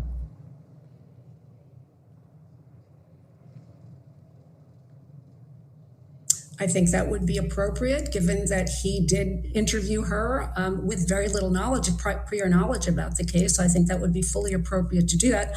I'm not sure that's going to happen, but I think it would be a good move. What do your clients think is going on here? I mean, with Todd Blanche meeting with Ghislaine Maxwell, and then she gets transferred to a minimum security prison where there are all these accounts that she's treated unusually well, and anybody who complains about it is punished. Now she's talking about her sentence being commuted. What do the survivors think? Not about how awful it is, because I know they think that, but why this is happening. They are deeply concerned that this is more of the cover-up of the Epstein files, which have not been released. Hopefully we're getting closer to that, but that's another aspect of the cover-up. I did ask some clients today, if you'd like to hear their comments on this this development or possible development of the commutation. I'd like to read a few of them, if that's okay. Sure. We are fighting to restore the destroyed healthcare benefits of the American people, both under the ACA tax benefits, so people's monthly health insurance premiums are not completely skyscraper out of control. We've said we want to restore Medicaid. We said we want to save the SNAP program and the food benefits and the nutrition of the people. And we want to reopen the government and make sure that all federal workers get paid pursuant to federal law and pursuant to their contracts. So we're going to continue to fight for every single one of those things. And we're going to remain in solidarity. And we're not going to allow one group to be pitted against another group. Congressman Raskin, lots of developing news on what you obtained regarding the Jeffrey Epstein investigation. But one thing I continue to be perplexed by is the arrangement for Maxwell to go to this minimum security prison. And the government, they call it a camp. It's a camp, Club Fed, we'll call it, where the government has not stated at all why she was allowed to do that, which is rather uncommon, that someone was, after having a meeting with one of the president's private attorneys at one point, suddenly got to go from a more intensive security prison to a very lax one, and the government has no comment, which really, there's not a lot of precedent for that for someone as high a profile as Maxwell. What is going on there? Well, connect the dots here. Okay, July 22nd, our Democratic colleagues on the Oversight Committee force a vote and win a bipartisan vote to subpoena Ghislaine Maxwell. The very next day, July 23rd, the subpoena is issued to Ghislaine Maxwell that she must come and testify before the Oversight Committee. The very next day, July 24th, Todd Blanche, who was Donald Trump's personal lawyer, and in some sense never stopped being his personal lawyer, but now he's the number 2 over at the Department of Justice, Deputy Attorney General, goes to see Ghislaine Maxwell. Now, when she's holding this subpoena to go in the Oversight Committee, spends 2 days with her. Is he trying to find out the names of other men and other individuals who were involved in this $1.5 billion international child sex trafficking conspiracy? Is he trying to find out what else she knows as he launches a conspiracy? No, on the contrary, Trump's Department of Justice has killed the investigation. They did that in the very first days of the new administration. They collected all the materials from the actual federal prosecutors and they terminated the investigation. Okay, so the investigation's over now, but he spends 2 days talking to her and pronounces himself satisfied with her answers. Some of the things she said was that she never had seen underage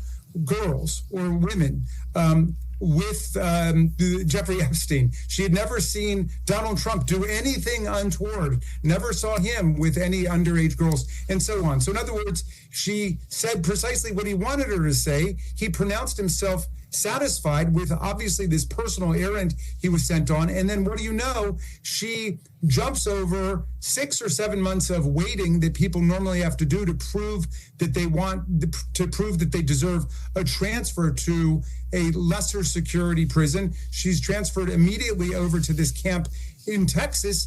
And this is one that has never even accepted a sex offender before, because a sex offense is considered a violent offense and violent offenders aren't allowed there. So it caused all kinds of alarm and upset among the inmate population. And now what we've just learned is that she has been receiving basically Club Fed or Trump Hotel style treatment, concierge style treatment. She's had meals delivered to her cell, basically room service in prison. She gets to use the exercise facilities whenever she wants. She's got special arrangements where she's working with the warden to send materials to her defense team, getting them not having to use the mails that all the other inmates use, but rather working right through the warden to send her legal materials out and get her legal materials back, editing documents, and so on. It's an extraordinary situation. So obviously they consider themselves very contented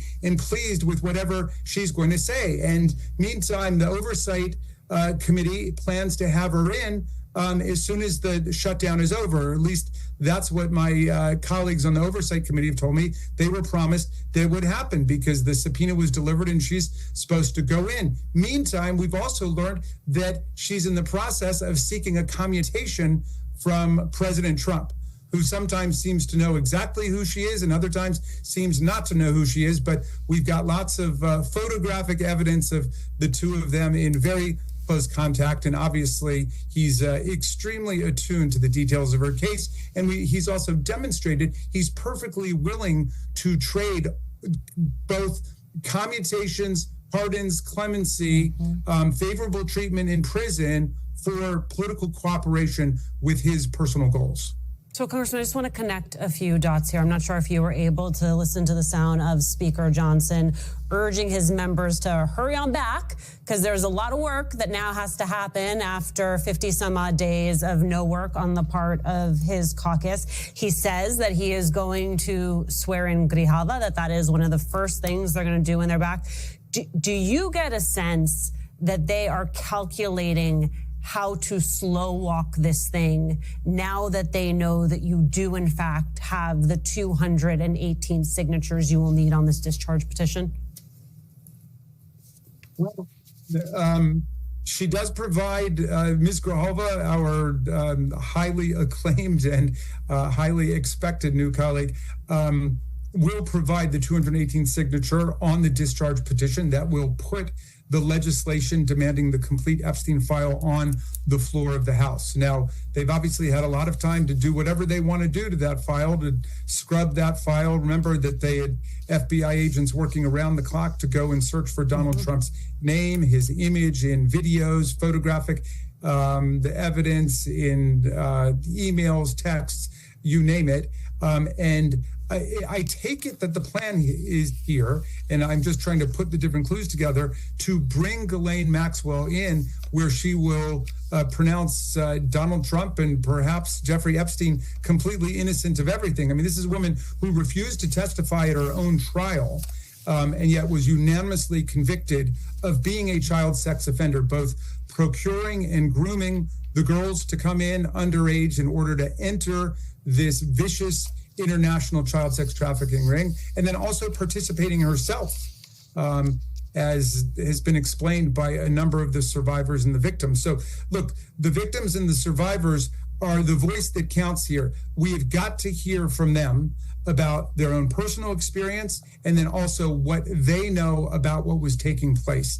I mean, this is a scandal that has brought down British royalty, Prince Andrew. The monarchy has shaken over it. The question is, can American democracy respond effectively to this massive exploitation ring against young women and girls?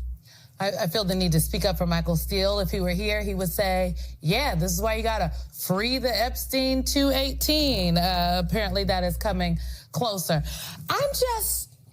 What the hell is in the Epstein files? Because there's a lot that it seems like this White House, great lengths they have gone through to, I think two things can be true at the same time. They are actively executing on other parts of their, what I would call a very nefarious agenda, trying to socialize us and condition us to be okay with the military and masked armed individuals in the streets of our country, what he is doing with the tariffs. But all of this, why haven't they released the Epstein files? I was struck by this NBC News reporting that Ghislaine Maxwell wrote in an email to her attorney, which was reviewed by NBC News, that I am struggling to keep it all together as it is big and there are many attachments. The subject line of this email that she was writing reads, commutation application. According to the whistleblower that came to you, the identity has not been revealed. She's receiving concierge-style treatment, and the whistleblower also claimed that a top official at the prison camp complained he is sick of having to be Maxwell's, a word I will not use on television because this is a family show. What the heck is in the Epstein files, Congressman? Well, it's basically speculation at this point. I mean, obviously, it has brought down a number of people, including Prince Andrew, because the details have come out in various ways around it.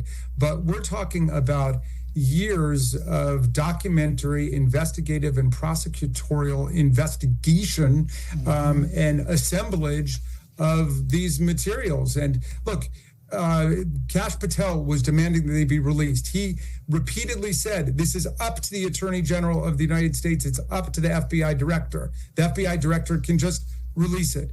Pam Bondi was demanding the release. Donald Trump was demanding the release. Now we've got a massive bipartisan majority in America that says, no, we don't want to participate in a cover-up of this terrible exploitation ring that was run by Jeffrey Epstein. And the cover-up began back in Florida, where Alex Acosta, who later became the labor secretary for Donald Trump, gave him the sweetest of sweetheart deals of all time. They had a 60-count federal indictment ready to go on everything from the money laundering part of this, to the sex trafficking part of this, to the rape and statutory rape, all of it built in there, and they traded it away for one count in state court.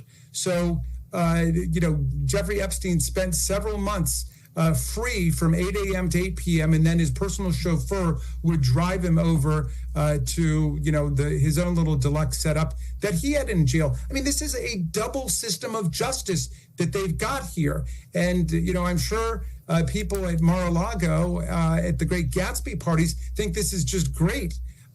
But the rest of America is absolutely horrified and astonished that this is the way that justice works in America. And that's why, again, the voices of the victims here and their families are so central, because there was massive harm and injury done to these girls and to these to the young women who got pulled into it and who were exploited and violated and raped and taken advantage of in every conceivable way. And we want the truth to come out, and we want to make sure that these kinds of activities are not still going on right now.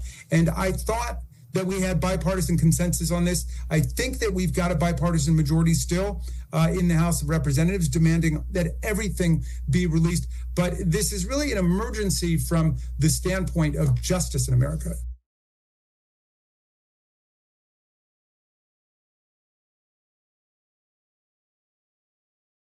The question right now is when the Senate will actually vote to pass the bill to reopen the government.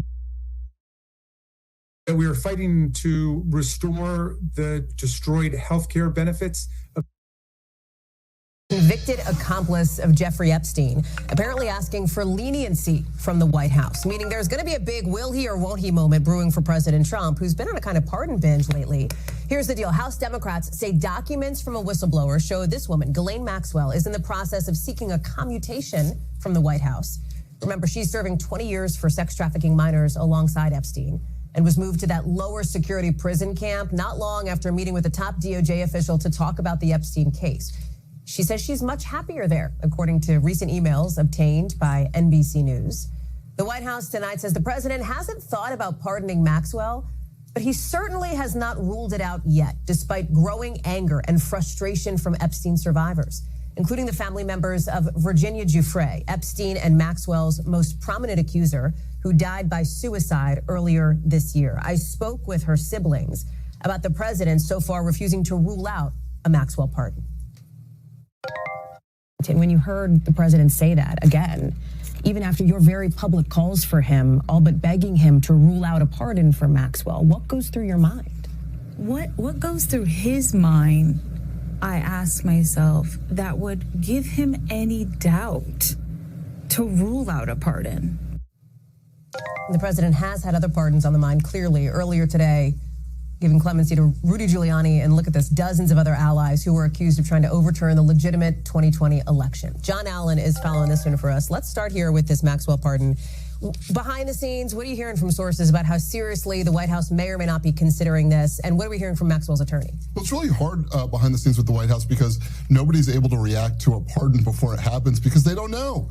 Because Donald Trump chooses who to pardon when, and the sort of existing process for it has been, broken down. Because there's usually a process, right? There's usually a very organized way that these things happen. Not so in the president's first term or second term. And there's certainly some of that. There is an organized process for some of these to get to the president, but also the president clearly makes his own decision, his own timetable, and the White House really doesn't preview that. And sometimes they are very surprising and seem to be very abrupt.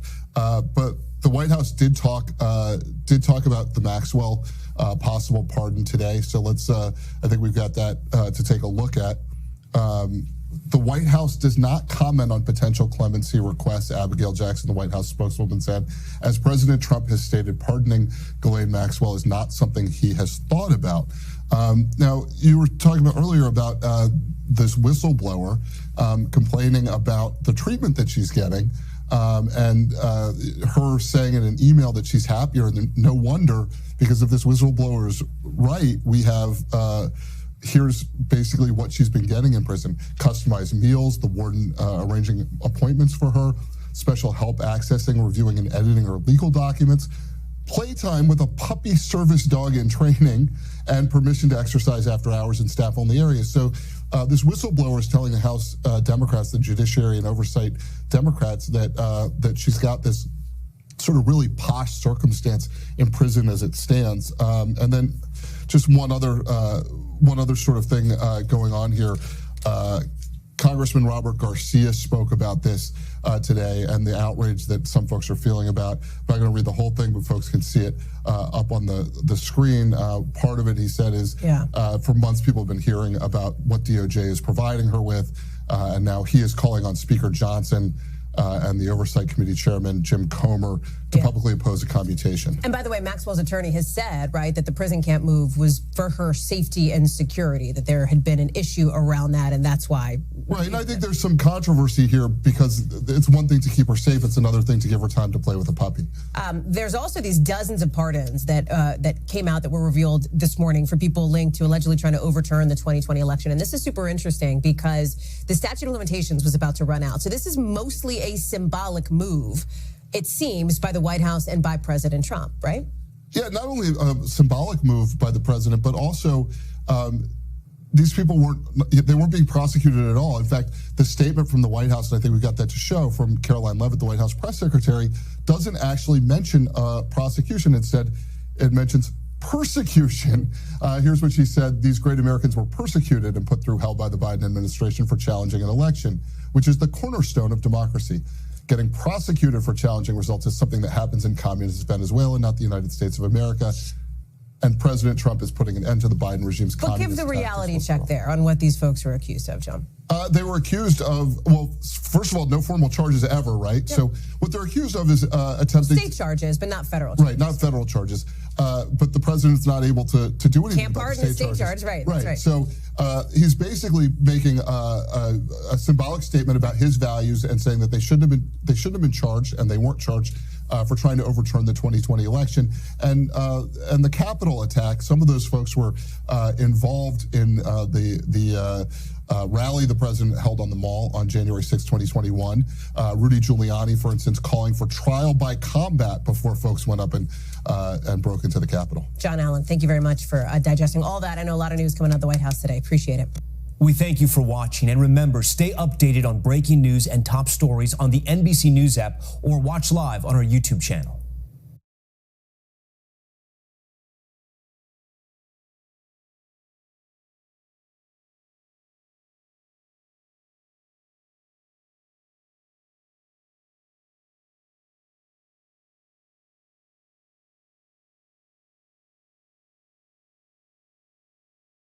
Breaking news now. We have brand new. Breaking news now. We have brand new numbers on what is going on at airports across America. And so we get these updates every little bit. I want to bring you this one. Due to the shutdown, we are seeing some Democrats and progressive just furious about the moves to reopen the government. Here's one Democrat that went on MSNBC to say he's perplexed after Democrats voted to reopen the government.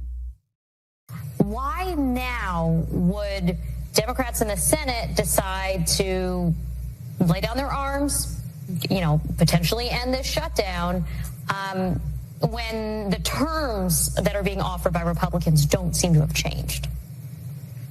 I can't explain it because, to be frank, to me, it makes absolutely no sense. I'm completely perplexed by today's developments, or really the developments of the last few hours. And let's look at the commentary from the women on The View calling for Chuck Schumer to go. Shame on the Democrats for even believing that the Republicans will even vote on it. There's no guarantee in this New Deal that there's going to be a vote. There's no even commitment to have a vote. So the bottom line is the Democrats went into this after a blue wave out of the American people saying, we do want the opposition. We the working people want the Democratic Party to fight for them. And now they just caved and surrendered. I think Chuck Schumer, his days are over. If he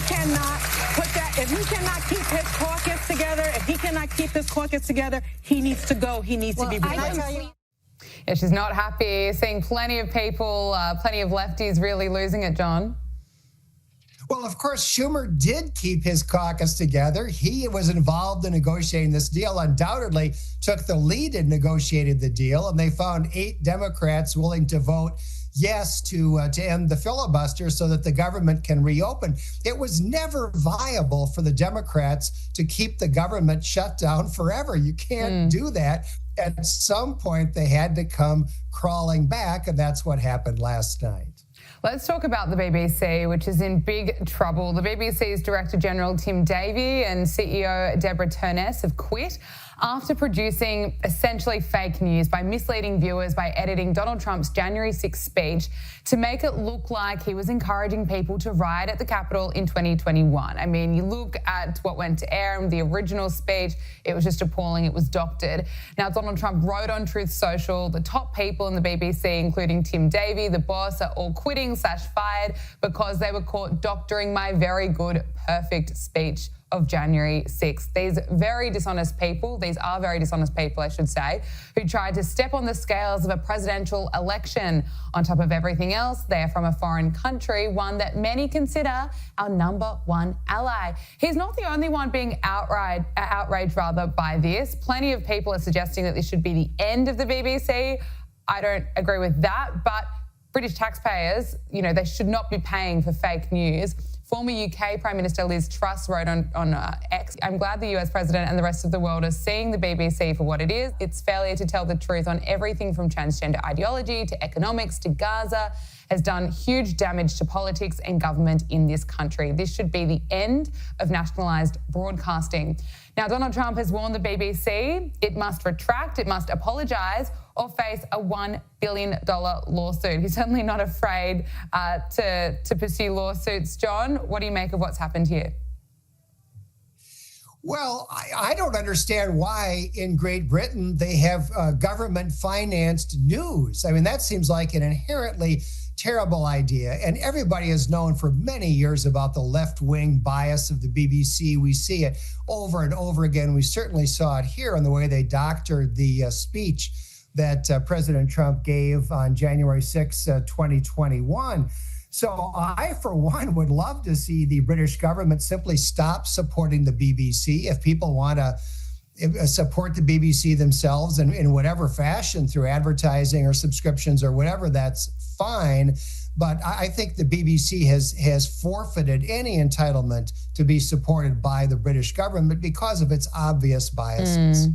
Yeah, it's interesting. Looking at ratings, GB News has overtaken the BBC as Britain's most watched news channel, which suggests that a lot of people are switching off. But earlier this year, you'd probably remember this BBC presenter made a clarification on air that then went viral online. Let's take a look. London School of Hygiene and Tropical Medicine has released research which says that nearly 600 heat-related deaths are expected in the UK.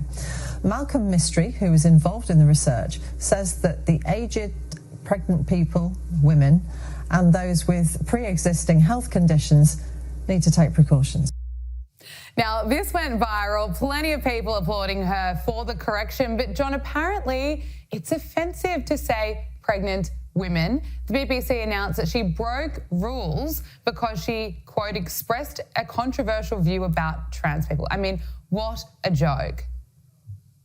Well, Gabriella, here's the thing. The BBC's practice of saying pregnant people instead of women, that expresses their opinion. So they're angry at her because she supposedly expressed an opinion on air. No, they're the ones expressing the pro-trans opinion, just like they constantly express opinions against President Trump, against Israel, and so forth. This is another classic instance. Yeah, it really is. Now, Let's talk about Donald Trump. He's vowed to give most Americans a $2,000 payment as a tariff dividend. Here is the president. We're going to issue a dividend to our middle income people and lower income people of about $2,000. John, it does appear as though Donald Trump is losing support over the economy. Plenty of people are certainly still struggling, and tariffs are controversial. But what do you make of this announcement?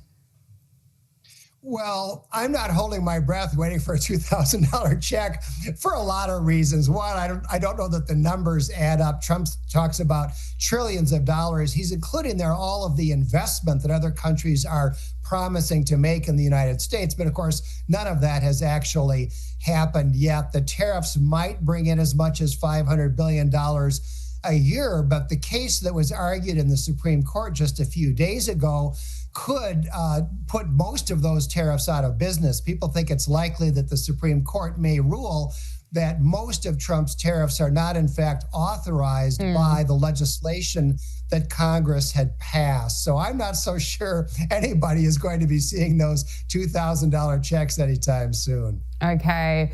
Well, Nancy Pelosi has announced that she'll be stepping down at the next election. Her term ends in January 2027. And John, she's leaving Congress a very wealthy woman. The New York Post has reported that her and her husband made at least $130 million in stock profits over the course of her 37 years in Congress, which shows a staggering return of almost 17,000%, which is extraordinary, especially compared to the 2,300% for the Dow Jones over those years. What are your thoughts on Nancy Pelosi and how she's leaving Congress? Well, what was striking to me about that is that she made so much of her money on option trading. Option trading, of course, is highly leveraged, creates a tremendous opportunity either to make or to lose a lot of money. And if you were engaging in insider trading, that would be the way to do it. Trade in options to maximize your returns. And of course, the federal government does many things that impact industries, that impact corporations.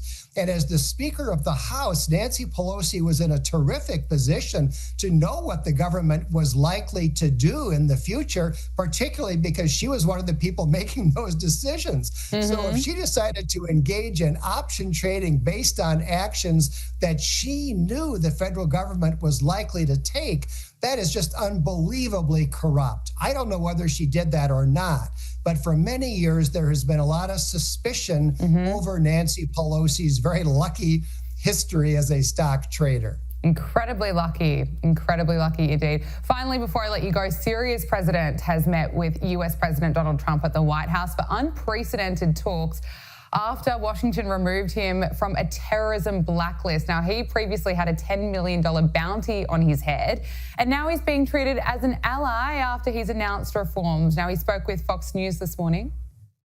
In the last 60 years, Syria was isolated from the rest of the world, and there was a cutoff between the United States and Syria. And this is the first time a Syrian president visits the White House since the establishment of Syria in the 40s of the last century. And so after the fall of the former regime, Syria has entered into a new era, and this will build on a new strategy with the United States, especially with the United States. John, there are plenty of concerns about this meeting due to his past connections with al-Qaeda. What do you make of this? I suppose Trump is giving him a chance, seeing as he's announced reforms. What do you make of the meeting? Well, international relations can make for strange bedfellows. I think the Trump administration is being realistic in recognizing the fact that this guy and his colleagues are now running the nation of Syria, which is an important country, and they have to deal with them. The other thing going on here, of course, is that Syria was Iran's most important ally. The Trump administration obviously would like to reorient Syria to ally itself with the West and not with Iran. So the fact that he used to be a terrorist obviously is an unpleasant reality, but it's one that the administration has to deal with. John Hinderaker, Center of the American Experiment President, thank you so much for joining us on Power Hour. We really appreciate it. Great to be with you.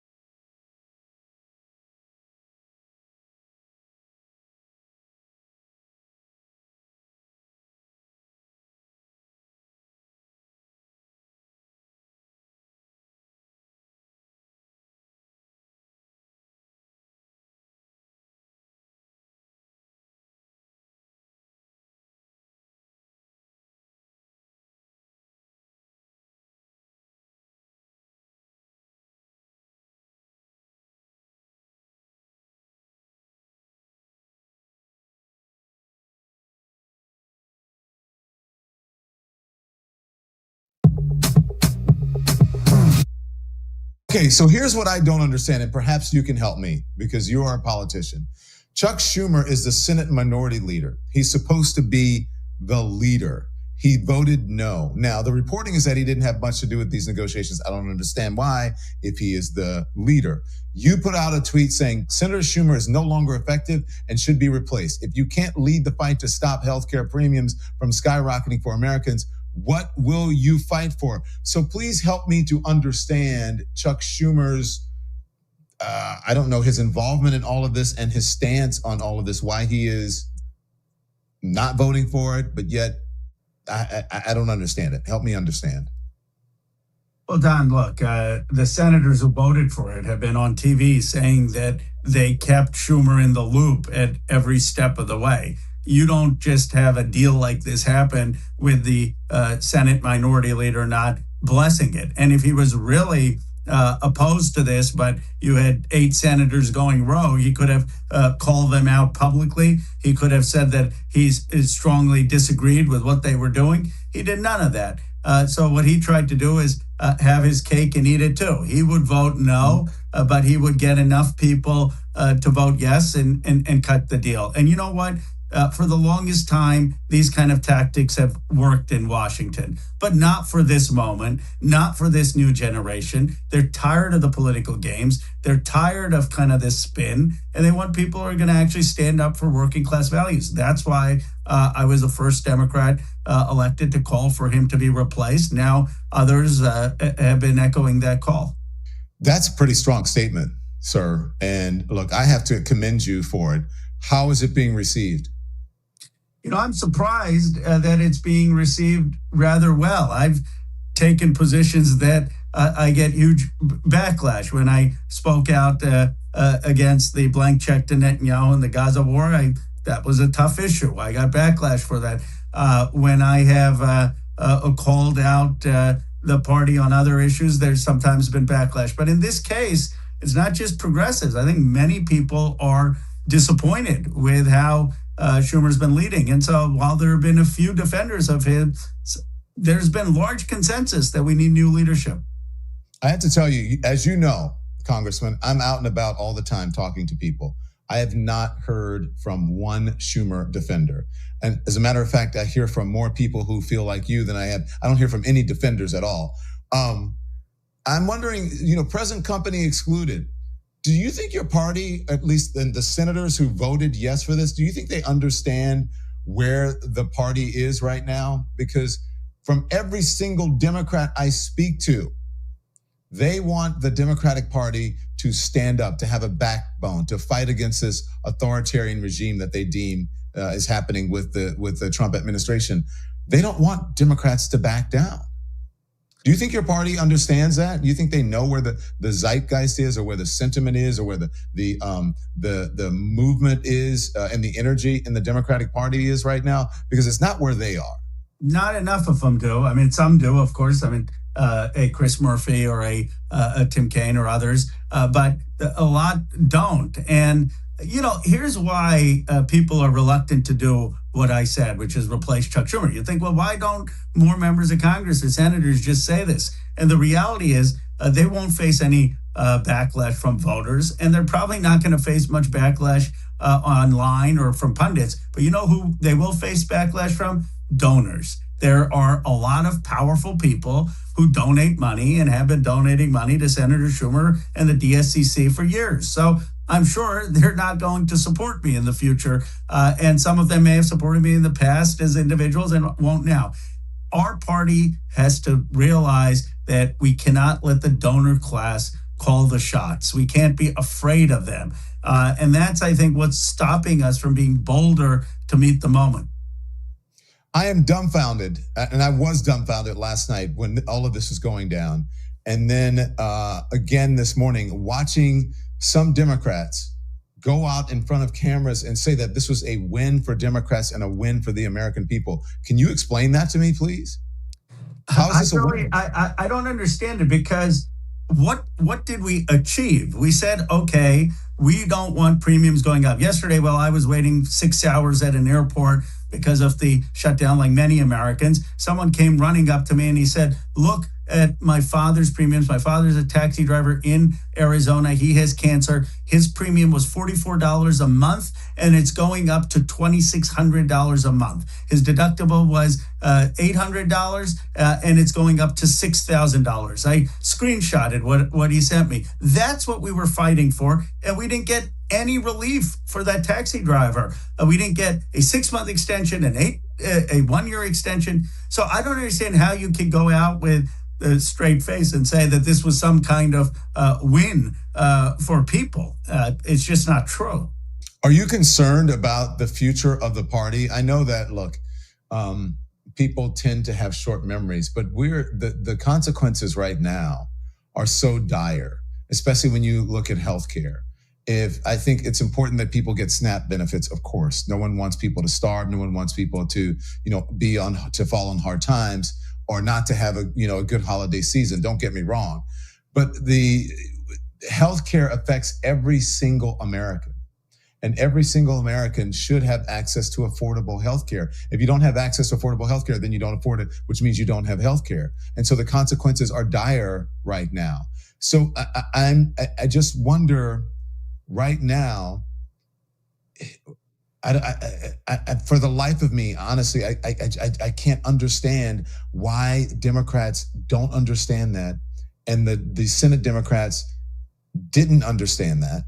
And I seriously, for the first time, and you know me, Congressman, for the first time, I'm at a loss for words. I'm never at a loss for words. I'm trying hard to understand this, and I just don't, especially after Tuesday, especially, what happened around the country with voting, especially after the polls for Democrats showing that the American people were on the Democrat side. They were blaming the Republicans and Donald Trump for this. And especially after Donald Trump with the Mar-a-Lago and the Great Gatsby party and building, a giant ballroom while people were suffering. Democrats had a winning hand and then they folded. Help me. I don't know what to say. It's mind-boggling. It's just people who are out of touch, who don't understand the political moment that we're in. Look, the good news is there's a new generation of leaders. Zohran Mamdani won, Abigail Spanberger won, Mikey Sherrill won. There are people who get it. Someone jokingly, or maybe it was serious, described me as a backbencher calling for Schumer's ouster. Some people who liked me came to my defense saying, no, he's not a backbencher. I said, no, the problem is those of us in the back need to get to the front. This party needs a change in the leadership. And we've got to get a new generation of folks who are talking to folks who actually have to pay these bills, who are, not surrounded by the consultant bubble, who still, when they're at airports, have people come up to them. And it's just